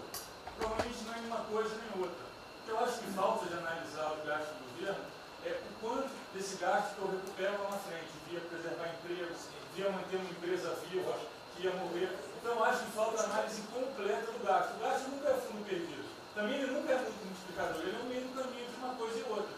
E o que eu acho que falta é a análise de eu vou gastar tanto e esse gasto vai ter essa efetividade. Por exemplo, existe uma percepção do mercado que dinheiro para o governador e prefeito é dinheiro jogado fora. Pode ser que seja mentira, mas existe essa percepção hoje. E tem vários vídeos rodando por aí, os senhores devem ter visto, de que o dinheiro vai para a prefeitura e não vai parar, porque vai em bem intangível, que é difícil de controlar. Vai em programa que a pessoa nunca tem como monitorar. Então, acho que é importante esse tema de fazer essa análise intertemporal e ver realmente qual é a eficiência do gasto. E, por último, último ponto, conversando com investidores, a gente tem feito isso, inclusive nós fizemos uma conversa, 2 bancos centrais com investidores, inclusive de infraestrutura, e o problema principal que aparece em toda a conversa no Brasil, do investidor privado, é que, no passado, toda vez que o investidor privado entrou, teve muita sacanagem. O tema da governança é super importante. Então, eu estava conversando com o Marinho, a coisa mais importante desse projeto, na minha opinião, é garantir que a governança é boa. O investidor privado tem certeza que ele vai estar junto com o governo, ou ele vai estar em grande parte tomando risco, às vezes o governo vai tomar um pouquinho, mas que é uma coisa que ele não precisa se preocupar na frente da governança. E o jeito de melhorar a governança é colocar agentes internacionais que fazem governança mundial. A gente conversou um pouco sobre isso. É só isso. Obrigado. Obrigado. Ministra Damares, por favor. Perdão, Marcelo já falou. Não. Ministra Damares. Ministro, parabéns pela ideia, mas eu preciso lembrar e eu preciso fazer sempre isso para que a gente não perca o foco, a questão de valores, ministro. Esse governo tem o pilar dos valores. Não se pode construir nada neste governo sem a gente trazer valores.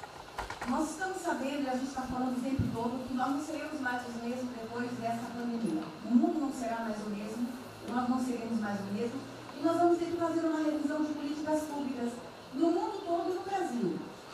Nós vamos ter que nos reinventar, com certeza. Neste momento, o que nós estamos vendo aqui no nosso comitê? Nós estamos buscando dados e não estamos encontrando dados. Nós recebemos um governo que não tinha dados, os dados que nós tínhamos eram falsos, mentirosos. Um Brasil de achismo, um Brasil de talvez, eu acho que é, talvez sim, talvez não. Políticas públicas construídas até agora nessa nação em cima de talvez e de achismo. Nós vamos ter que rever muita coisa. É um país plural. Quando a gente foi buscar os povos tradicionais agora para a gente construir enfrentamento ao coronavírus, nós descobrimos, ministros, que nós temos 1.300.000 ucranianos no Brasil. Ninguém nunca falou de ucranianos para nós no Brasil. Com a sua cultura totalmente preservada no Brasil.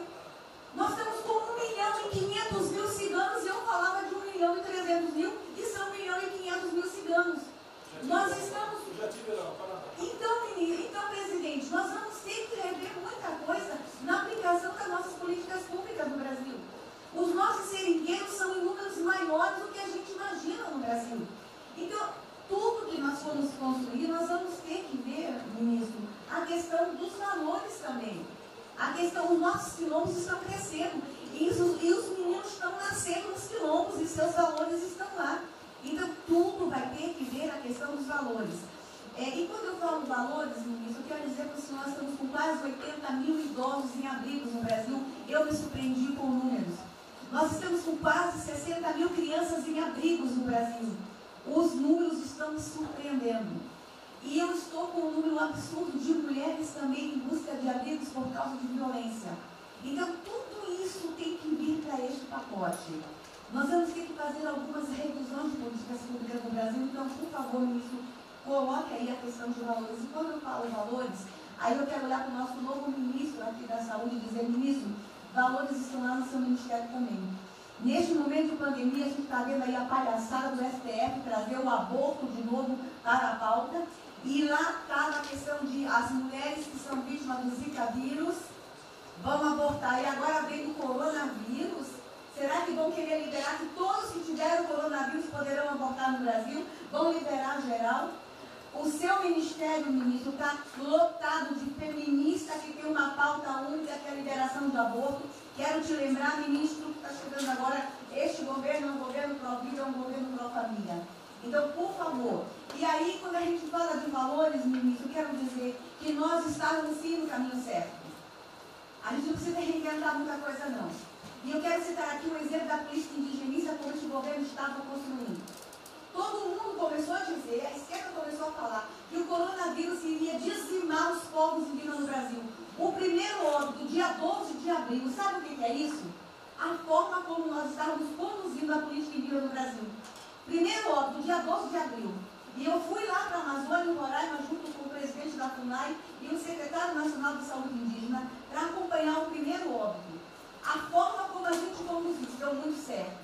Vamos ter que melhorar? Vamos ter que melhorar. E por que nós fomos lá, presidente? Porque nós recebemos a notícia que haveria contaminação criminosa em Roraima e Amazônia, de propósito, em índios, para dizimar aldeias e povos inteiros para colocar nas costas do presidente Bolsonaro. Eu tive que ir para lá com o presidente da FUNAI e me reunir com os generais da região e os superintendentes da Polícia Federal para a gente fazer uma ação ali meio que sigilosa, porque eles precisavam matar mais índio para dizer que a nossa política não estava dando certo. Então, o que a gente estava fazendo estava dando certo, o que nós estamos fazendo está dando certo. Então, aqui, general, todo o nosso trabalho que envolve políticas de valores precisa estar aqui no Pró-Brasil. E aí, presidente, só para encerrar, eu quero dizer para o senhor que a sua angústia tem razão de ser. Nunca houve tanta violação de direitos no Brasil como neste período. Direitos fundamentais foram violados. No nosso Disque 100 tem mais de 5.000 registros, ministros, de violação de direitos humanos. Mas o senhor tem uma ministra de direitos humanos e uma equipe muito corajosa. São mais de 5.000 procedimentos e ações que estão sendo construídos. Governadores e prefeitos responderão ao processo. Idosos estão sendo algemados e jogados de camburões no Brasil. Mulheres sendo jogadas no chão e sendo algemadas por não terem feito nada. Nós estamos vendo padres sendo multados em R$90 mil porque estavam indo da igreja com 2 fiéis. A maior violação de direitos humanos da história do Brasil nos últimos 30 anos está acontecendo neste momento. Mas nós estamos tomando providências, a pandemia vai passar, mas governadores e prefeitos responderão processos.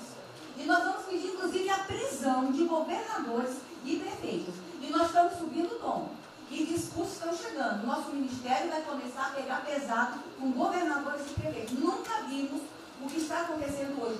Se eles falavam que nós éramos violadores de direitos, eles estão. Inclusive, o governador Wellington agora, ontem, determinou que a polícia poderá entrar nas casas. Vocês não imaginam o que ele vai fazer. Poderá entrar assinou. A polícia poderá entrar na casa sem mandato. Então, assim, as maiores violações estão acontecendo nesses dias. Então, nós estamos fazendo enfrentamento, mais de 5 procedimentos. O nosso ministério já tomou a iniciativa e nós estamos pedindo, inclusive, a prisão de alguns governadores. Então, está aí algumas respostas. Valores. Por favor. Valores. Posso falar? Ministro Damares, houve aqui uma apresentação, uma representação do ministro Paulo Guedes, que a senhora vai receber mais dinheiro. Obrigada. Ministro Marcelo, obrigado, vou ser bem breve também. Primeiro, parabenizar o ministro Braga Neto pelo... Eu queria só deixar uma coisa seguinte, eu fico bem, cara. Não é trabalho meu, é trabalho da equipe e eu roubei ideia de um bando de gente. Eu roubei ideia aqui, ali, eu roubei ideia, tá? Eu aproveitei ideia, só pode ter. Um cronograma importante do projeto, obviamente, todos os ministérios, como o Ministério do Turismo também, já estamos finalizando até amanhã esse programa de retomada. E, presidente, o turismo, obviamente, ele tem uma importância muito grande para a economia, o Paulo Guedes sabe disso, mais de 8%, ou seja, quase 10% do PIB nacional é turismo. E o presidente falou que vai extinguir o Ministério porque o turismo acabou. Agora precisa do Ministério mais do que nunca, presidente. O turismo vinha numa crescente muito importante. O ano de 2019 cresceu 2,6%, enquanto a economia cresceu 1%, gerou 163% a mais de emprego do que o ano de 2018. E, obviamente, no meio dessa pandemia, foi o primeiro a ser impactado de forma brutal. O Rogério Marinho sabe bem disso e nos ajudou muito aí. Quero aproveitar para agradecer o Paulo Guedes, a Marinho também nos ajudou muito nesse processo, de contemplar, ou seja, de ter um plano de ação que viesse evitar o desmonte do setor do turismo, porque grande parte das empresas do turismo passou de um fluxo de caixa de 100 para 0 de um dia para o outro.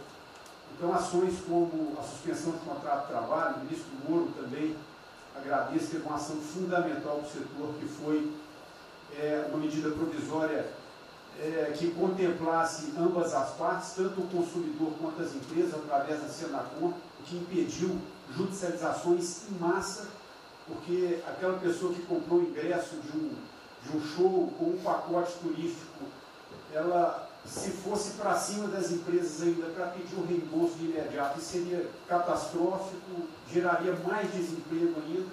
Essa medida provisória garantiu que as empresas pudessem ter um fôlego, um prazo aí de até 12 meses para fazer esse reembolso. O terceiro ponto foi a questão dos créditos, que está terminando de ser fechado junto ao BNDES. Agradeço muito aí também o Montesano, a Caixa Econômica também, o Pedro, o ministro Paulo Guedes, que o entrave maior estava na questão das garantias, mas a gente está conseguindo finalizar esse modelo de crédito para contemplar a todos, desde o meio ao micro, pequeno, médio, o grande empresário no Brasil do setor turístico. O setor, presidente, ficou muito feliz, se sentindo contemplado com todas essas ações e medidas por parte do governo federal.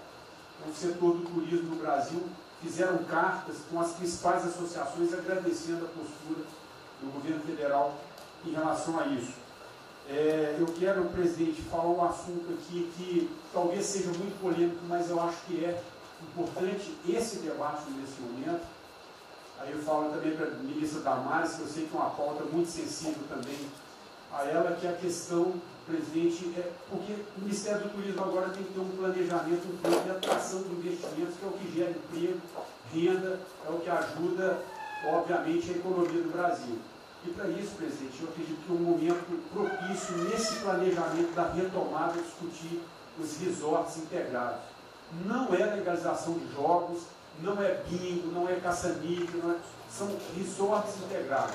Obviamente, presidente, uma pauta precisa ser construída, ainda mais estou olhando para o cara aqui para mim.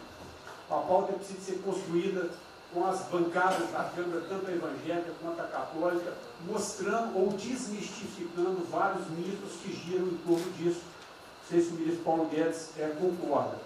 Nós temos a possibilidade de atrair pelo menos 40 bilhões de dólares para o Brasil só de outorgas, de investimentos imediatos dessa pauta. Mas o que precisa ser feito, presidente, é realmente desmistificar a questão de evasão de divisas, de lavagem de dinheiro, de tráfico de drogas, e para isso eu sugeriria que nesse debate pudéssemos contar com o Ministério da Justiça, através da Polícia Federal, o Ministério Público na mesa, a Receita Federal, os órgãos de controle, mas obviamente, presidente, uma pauta que só levaríamos para frente se a gente conseguir pacificar ou nos fazer entender pela bancada evangélica, pela bancada católica, para que não haja uma distorção na comunicação disso. Tem que ser um projeto muito bem feito, que eu acredito que pode ser, nesse processo da retomada, uma grande oportunidade para o Brasil atrair grandes complexos, dos quais apenas 3% são utilizados para os cassinos. E outra, isso não tem impacto diretamente nenhum na família dos trabalhadores brasileiros. Tá tipo um diabo. Não, não é bem isso não. Eu vou ter que começar a desmistificar para dar mais aqui. Então, presidente, aqui, não estou dizendo que a gente tem que colocar isso como um projeto de governo, obviamente, mas abrir esse debate em torno dos resorts integrados. Tá. E para finalizar, presidente, o ministro Nelson, prazer estar aqui com a sua primeira vez, a gente fez um projeto muito bem elaborado, dentro do comitê de operações, que visa fazer com que os hotéis possam abrigar os profissionais de saúde, e só os profissionais de saúde. A questão do anterior do Ministério, por 2 vezes eu mandei a mensagem, não se manifestou, não se interessou, mas eu acredito que é um projeto que pode, sobretudo, trazer para o governo federal uma boa visibilidade com essa preocupação de quem está na linha de frente do combate, que são os profissionais de saúde. Visando 2 coisas, eu já vou terminar. É, primeiro, melhorar essa logística do profissional de saúde, que sempre tem um hotel próximo ao hospital, aos hospitais, e também a preservação da família desses profissionais, mostrando, obviamente, a acessibilidade do presidente Jair Bolsonaro na preocupação com essas vidas desses profissionais. Obrigado. Parece que é hoje, às 16 horas. Hoje, então. É uma reunião marcada para a gente discutir isso aí. Obrigado. Saúde e turismo. Penúltimo debatedor, o ministro Weintraub.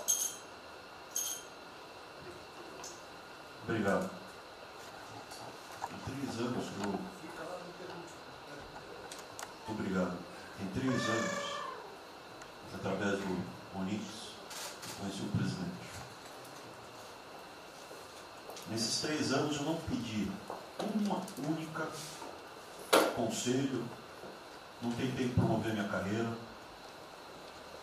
me ferrei na física, ameaça de morte na universidade, e o que me fez, naquele momento, embarcar junto, era a luta pela liberdade. Eu não quero ser escravo nesse país, e acabar com essa porcaria que é Brasília. Isso aqui é um campo de corrupção, de privilégio. Eu tinha uma visão extremamente negativa de Brasília. Brasília é muito pior do que eu podia imaginar. As pessoas aqui perdem a percepção, a empatia, a relação com o povo. Se sentem inexpugnáveis. Eu tive o privilégio de ver a mais da metade aqui desse time chegar. Fui secretário executivo do ministro Onix. Eu acho que a gente está perdendo um pouco desse espírito. A A gente está perdendo a luta pela liberdade. É isso que o povo está gritando. Não está gritando para ter mais Estado, para ter mais projetos, para ter mais... O povo está gritando por liberdade. Ponto. Eu acho que é isso que a gente está perdendo. Está perdendo mesmo. O povo está querendo ver o que me trouxe até aqui. Eu, por mim, botava esses vagabundos todos na cadeia. Começando no STF. E é isso que me choca. É só isso, presidente. Eu realmente acho que toda essa discussão de vamos fazer isso, vamos fazer aquilo, eu vi muitos ministros que chegaram, foram embora. Eu percebo que tem muita gente com agenda própria. Eu percebo que tem, assim, tem um jogo que é jogado aqui, mas eu não vim para jogar o jogo. Eu vim aqui para lutar. E eu luto e me ferro. Eu estou com um monte de processo aqui no Comitê de Ética da Presidência. Eu sou o único que levou processo. É um absurdo o que está acontecendo aqui no Brasil. A gente está conversando com quem a gente tinha que lutar. A gente não está sendo duro bastante contra os privilégios, contra o tamanho do Estado. E eu realmente estou aqui de peito aberto, como vocês sabem disso. Levo tiro, odeio o Partido Comunista. Está querendo transformar a gente numa colônia. Esse país não é. Odeio o termo povos indígenas, odeio esse termo, odeio. Povos ciganos, só tem um povo nesse país. Quer, não quer ser de ré. É povo brasileiro, só tem um povo. Pode ser preto, pode ser branco, pode ser japonês, pode ser descendente de índio, mas tem que ser brasileiro, pô. Acabar com esse negócio de povos e privilégios. Só pode ter um povo. Não pode ter ministro que acha que é melhor do que o povo, do que o cidadão. É um absurdo, a gente chegou até aqui. O senhor levou uma facada na barriga. Fez mais do que eu. Levou uma facada. Mas eu também estou levando coisa e estou correndo risco. E fica escutando esse monte de gente defendendo privilégio, teta. Entendeu? É isso. Negócio, empréstimos. A gente veio aqui para acabar com tudo isso, não para manter essa estrutura. E esse é o meu sentimento extremamente chateado que eu estou vendo. Essa oportunidade se perder. Eu sou, evidentemente, eu estou no grupo dos ministros que está mais ligado com a militância, evidente, porque eu era militante. Eu estava militando de peito aberto, continuo militando, do ponto de vista de carreira. Eu poderia ter tentado me dar bem. Não foi isso que eu fiz.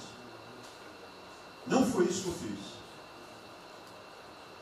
Sei que isso daqui é um palácio, existem intrigas palacianas, estou sendo muito franco.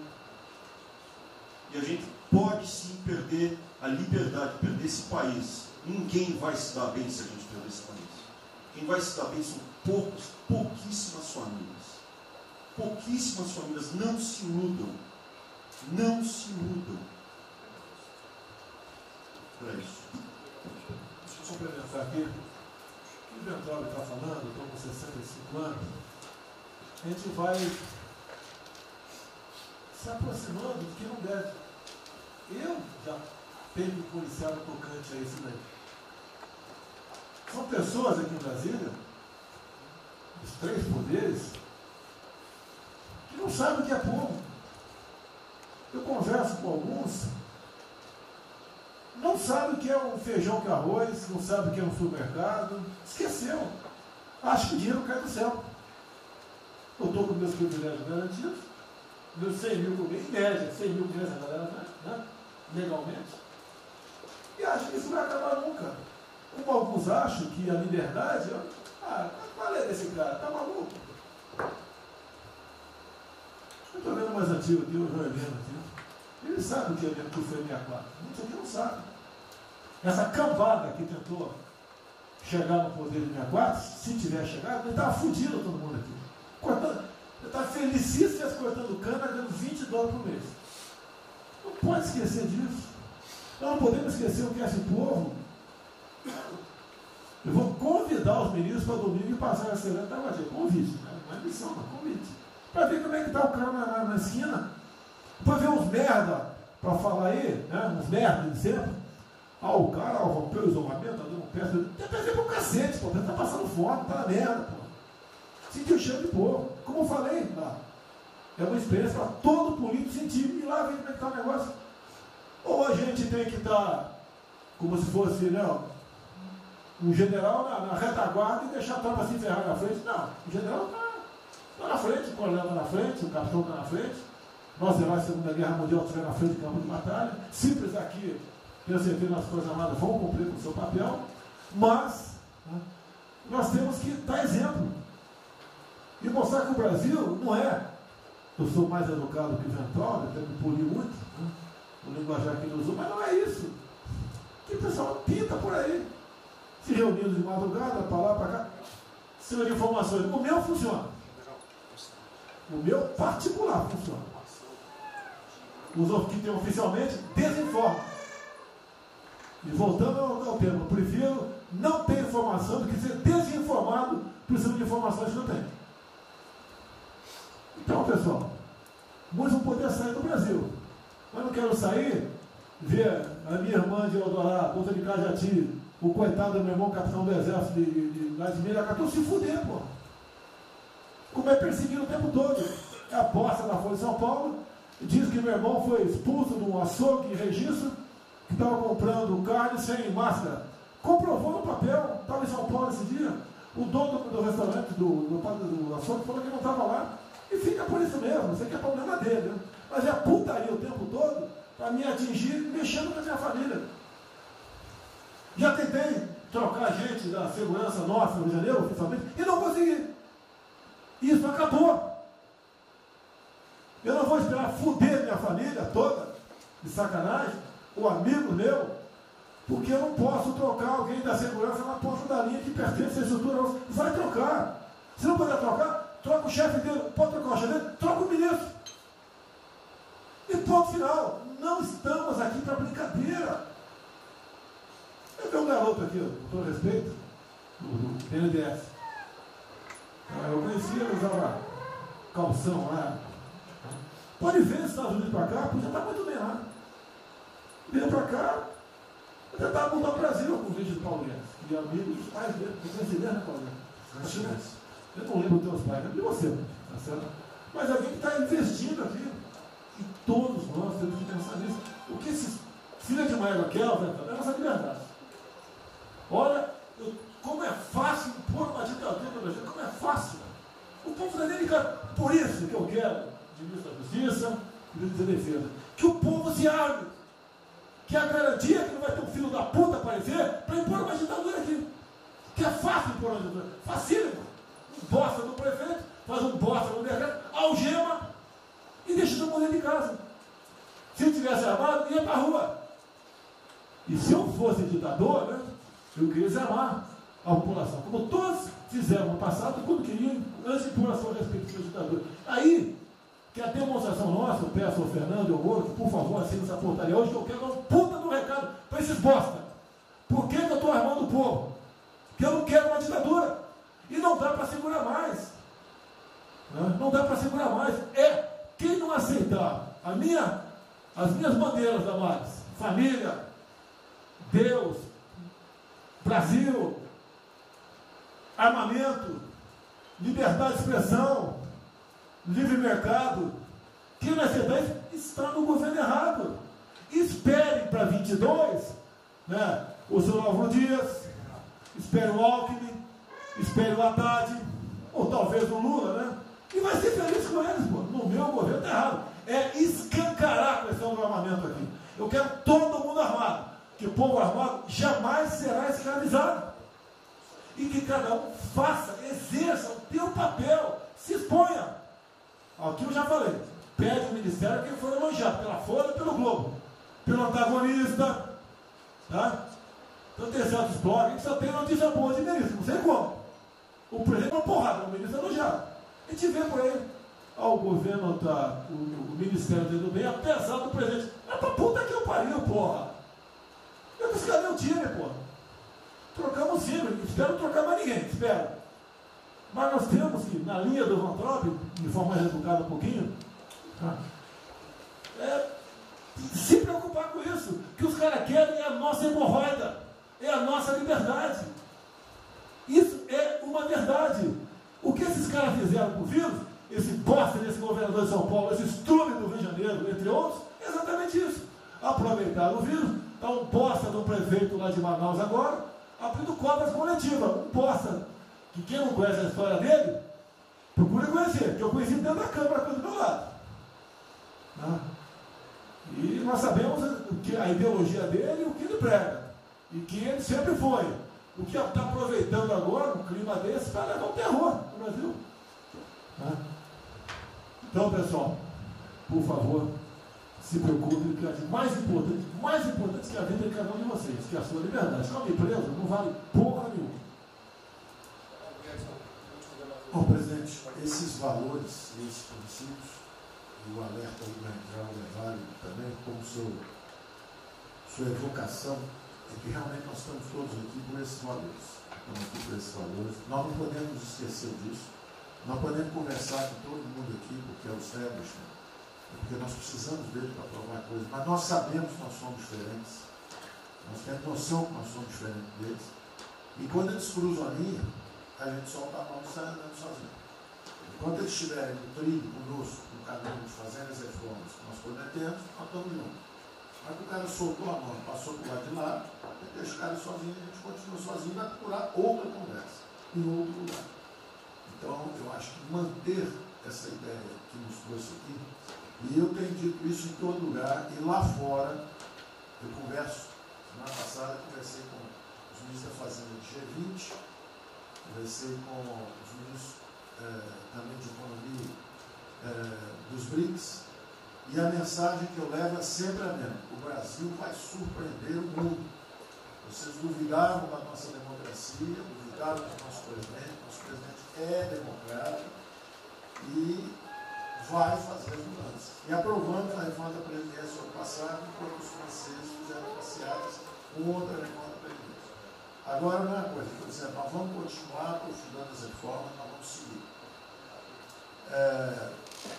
Eu conheço todas as histórias de reconstrução por profissão, obrigado a estudar isso, a reconstrução da Alemanha na Segunda Guerra, a Primeira Guerra com o Chaves, a Segunda Guerra com o Ludwig Erhard, a reconstrução da economia do Chile com os caras de Chicago, todos o caso da fusão das duas Alemanhas. Eu conheço profundamente, no detalhe, não é de ouvir falar, de ler 8 livros sobre cada reconstrução dessa. Então, eu li James 3 vezes no original antes de eu chegar a Chicago. E para mim não tem blues, não tem dó, não tem blá blá blá. Tem estudos sobre todas as ocasiões. E nós demos uma demonstração disso quando nós estávamos indo numa direção norte, com as reformas estruturantes, e de repente, em 3 semanas e meia, nós fomos para o sul. Nós fomos elogiados hoje lá fora, semana passada, todo mundo elogiando, fazendo referência, que o Brasil está à frente de todos os emergentes, e Paris passou ali, só está atrás um pouquinho dos Estados Unidos. Os Estados Unidos está naquele caso, que é o cara que tem a moeda forte, emitiu 1 trilhão para cada problema que eles têm e ninguém reclama. Fizemos vários programas antes dos alemães, vários programas antes dos ingleses, vários programas, de todo tipo. Então, se não existe algo aqui, é dogma. Existe capacidade de trabalho com um grupo extraordinário que tem. Então, nós atacamos em todas as direções. Primeiro, o campus foi lá e reduziu os compulsórios em 200 milhões. Logo depois, nós não tínhamos espaço constitucional, fizemos antecipações de benefícios e diferimento de impostos, porque não tinha espaço constitucional. Logo depois, tivemos espaço pelo Supremo e pelo Congresso. Entramos nas constitucionais, gastamos 300 e poucos bilhões, que não é muito. Tem uma ideia, o último déficit do governo Temer foi 160. Nós gastamos 300. Não gastamos tanto assim, mas atingimos 50 milhões de brasileiros, como diz lá o termo. 70 milhões de brasileiros. Lançando essa camada para os mais frágeis, pegamos os idosos, pegamos as empresas, microcrédito, depois de 0 a 360 mil, depois de 360 até 10 milhões. Montamos um comitê de bancos, estamos lá com o Montezano agora fazendo justamente a reestruturação. Não vai ter molezinha para a empresa aérea, para nada disso.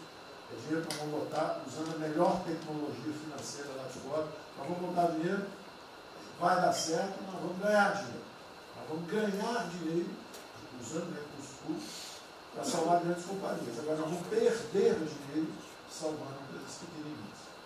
Então, nós estamos fazendo tudo by the book direitinho. Na conversa com os ministros da Fazenda lá de fora, eu disse que nós estamos com um déficit extraordinariamente alto esse ano, da mesma forma que eles, está todo mundo na mesma direção, só que nós caímos no chão, está uma confusão, tiro, porrada e bomba, mas nós não perdemos a busca. A gente cai, levanta e sabe para onde nós temos que ir. Nós não vamos perder a busca. Nós sabemos dos valores, sabemos dos princípios, sabemos o que nós estamos defendendo. Estamos defendendo liberdade, liberdade econômica, liberdade política. Nós sabemos o que nós estamos defendendo.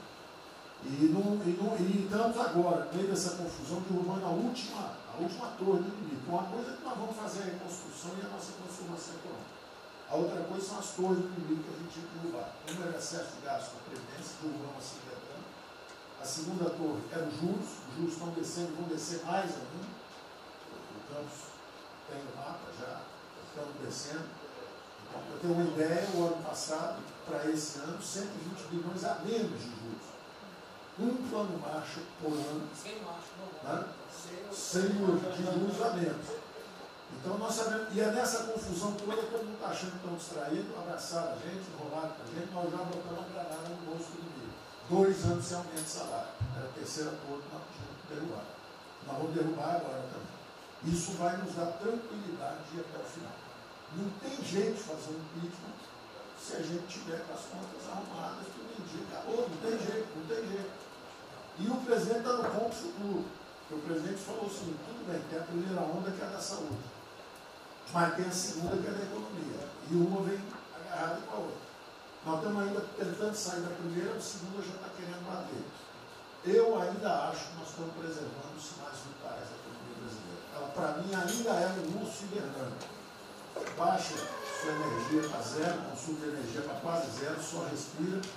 Mas quando você sai da luta, você sai para comer o primeiro bicho não passar, você tem força.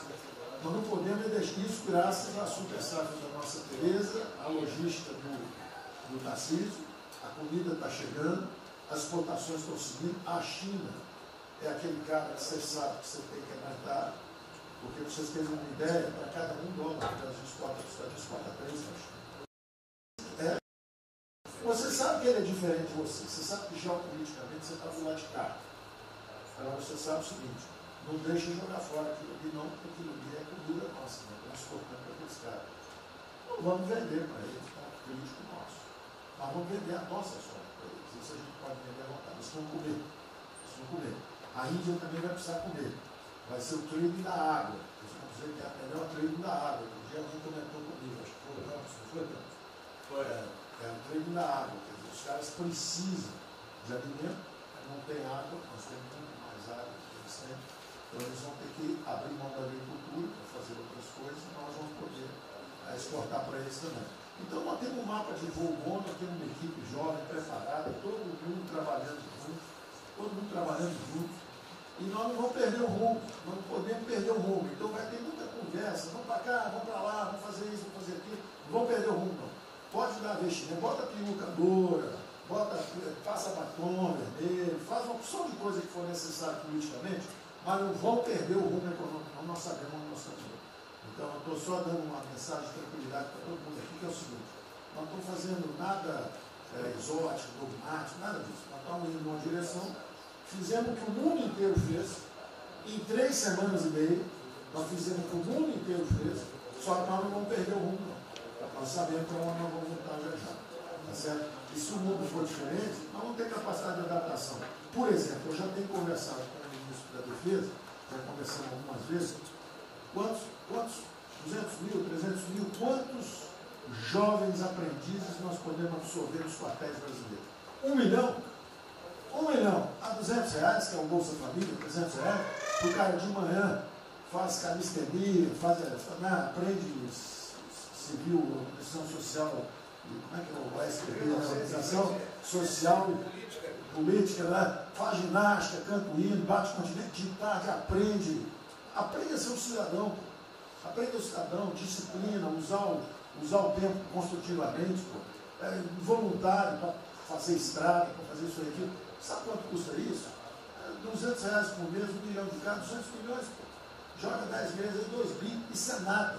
Então nós vamos pegar na reconstrução, nós vamos pegar 1 bilhão, 2 bilhões e contrata 1 milhão de jovens aqui. A Alemanha fez isso na reconstrução. Aí você também quer fazer estrada, precisa de 3, 4 milhões a mais, tem um orçamento de 8, toma aqui seus 4 milhões. Isso não faz falta. Não faz falta. Não é isso o problema. A mesma coisa o nosso problema do jogo, lá nos recursos integrados, não tem problema nenhum, são milionários, executivos do mundo inteiro. O cara vem, fazem convenções, olha, o turismo saiu de 5 milhões de Singapura para 30 milhões por ano. O Brasil recebe 6. Uma pequena cidade recebe 30 milhões de turistas. O sonho do presidente de transformar o Rio de Janeiro em Cancún, lá nos Reis de Cancún, aquilo aí pode virar um raio. Entendeu? A mesma coisa a Espanha. A Espanha recebe 30, 40 milhões de turistas. Isso é uma cidade da Ásia. Macau recebe 26 milhões hoje na China. Só por causa desse negócio. É um centro de negócio. É só maior de idade. O cara entra, deixa a grana lá, que ele ganhou anteontem, ele deixa aquilo lá, bebe, sai feliz da vida. Aquilo ali não atrapalha ninguém. Aquilo não atrapalha ninguém. Deixa cada um se fuder. Damares, deixa cada um. O presidente fala de liberdade. Deixa cada um se fuder do jeito que quiser. Principalmente se o cara é maior, vacinado e bilionário. Deixa o cara se fuder. Lá não entra nenhum brasileirinho. Não entra nenhum brasileirinho desprotegido. Se a CGU tiver como controlar a entrada e a saída do dinheiro. Isso, então vamos lá. Se não tiver como lavar dinheiro. Então, só para terminar as observações também finais ali, o Campos falou duas coisas também interessantes. Então, o Campos falou duas coisas interessantes ali. Uma é o seguinte: o estrangeiro para vir para fazer investimento, eu recebi um embaixador, já reportei isso para o presidente, eu recebi um embaixador dos Estados Unidos e ele veio conversar conosco. E a mensagem maior dele era uma só. Assim, ó, nós queremos um bom ambiente de negócio. Nós vamos colocar centenas de bilhões de dólares. O mundo inteiro quer investir no Brasil. Agora nós precisamos de um bom ambiente de negócio. Simplificação de impostos, segurança jurídica, coisa desse tipo. Né? Então, o secretário do Comércio Americano, que é o Wilbur Ross, o cara me disse o seguinte: eu só tenho um conselho para vocês. Vamos aderir ao GPA, é o General Purchasing Agreement, que é o seguinte: é um acordo, nós com a entrada na OECD, nós assinamos esse acordo, e esse acordo diz o seguinte: não pode haver nenhuma compra governamental sem transparência. Acabou. Então não basta a gente fazer isso, quer dizer, não vai fazer concorrência para concessão, privatização. Então nós já estamos na pista certa, já estamos indo na direção certa. Só uma informação sobre isso aí. Eu fiz uma reunião com o pessoal da OCDE essa semana, agora foi semana passada, falando do nosso interesse. Eles falaram assim, já nos consideram na OCDE. Sim. Tá? Então os ministérios, estou falando isso porque vários ministérios têm uma pauta a cumprir. Vamos continuar nisso porque vamos dizer, a impressão foi excepcional. Só um dado aqui do OCDE, rapidamente do OCDE, não, o embaixador disse isso. O embaixador disse: nós não podemos perder a oportunidade do presidente estar tão próximo aqui. Os nossos dois presidentes estão próximos. Nós não podemos perder essa oportunidade. O presidente da OCDE disse que realmente os Estados Unidos, que eram, vamos dizer assim, tinha uma certa objeção, agora já está favorável. Ministro, é só um dado: a OCDE, 90% dos países que hoje integram a OCDE já contam com os resorts integrados. Os outros 10% são muçulmanos. 88% tem um ensino domiciliar. Então a gente vai entrar com a MD hoje lá, tá? Vamos escolher. Pronto, obrigada.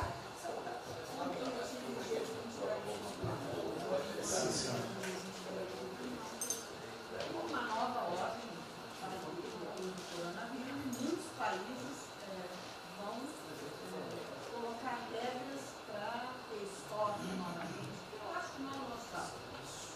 Nós temos que ter acesso ao mercado, mas nós precisamos incentivar o turismo. É o único produto que o Brasil não é autossuficiente. Se amanhã quiser fechar,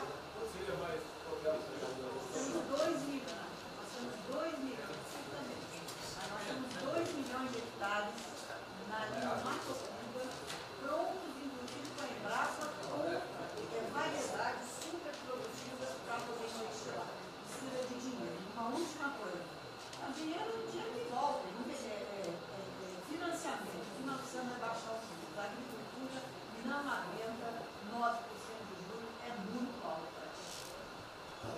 Sobre o Brasil, não fala nada, não? O Banco do Brasil não está tudo em cobra. O Banco do Brasil não está tudo em cobra, porque não é privado nem público. Então, se for apertar o Rubem, coitado, ele é super liberal. Mas se apertar ele e falar, bota o juro baixo, eu não posso, senão a turma, os privados, meus minoritários, me apertam. Aí você fala assim, bota o juro alto, eu não posso, porque senão o governo me aperta. O Banco do Brasil é um caso pronto de privatização. É um caso pronto, e a gente não está dando espaço. O senhor já notou que o BNDES e a Caixa, que são nossos públicos, a gente faz o que a gente quer. O Banco Brasileiro não consegue fazer nada, tem um liberal lá. Então tem que vender essa porra logo. Apesar de todo aumento de risco que passou a haver no sistema bancário, o Banco do Brasil está expandindo bastante seus empréstimos e a agricultura, a ministra Tereza Cristina testemunha aqui de que o apoio está sendo muito grande e nós estamos numa situação confortável, ministro, porque, primeiro porque em termos de liquidez, o público vê o Banco do Brasil como um porto seguro. Então, nós não estamos tendo problemas que outros bancos estão tendo, de preocupação com a liquidez do banco, a rigidez do banco.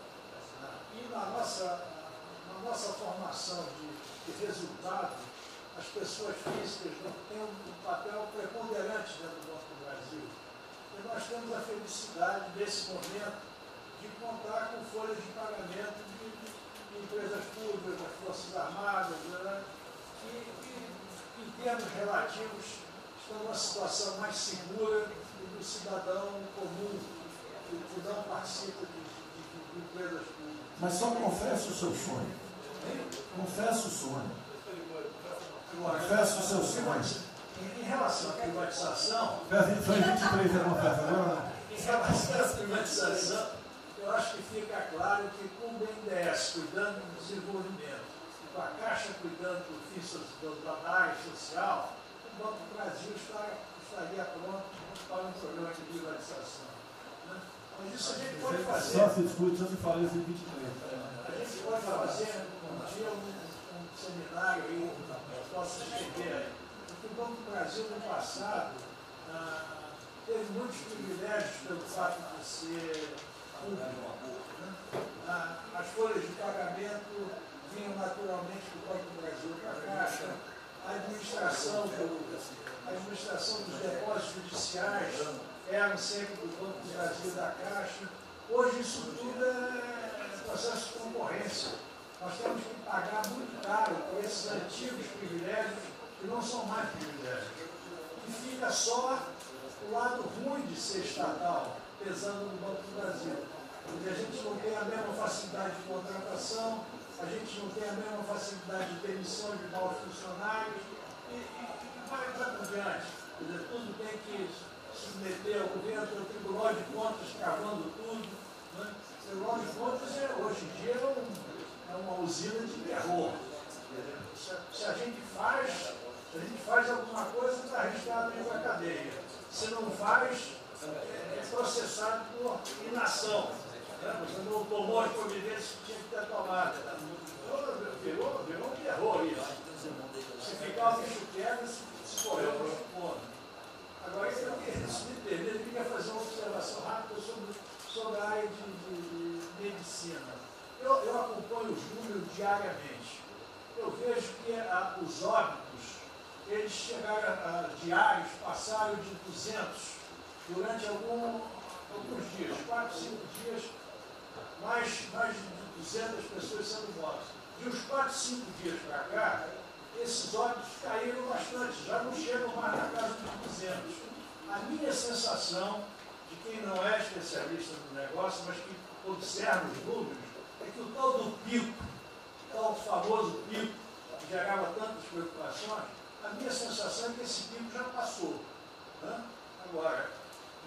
É que o senhor não viu o número que nós mostramos assim agora, mas isso é outra história. Senhores, sem querer cortar, muito obrigado a todos, porque senão não teria.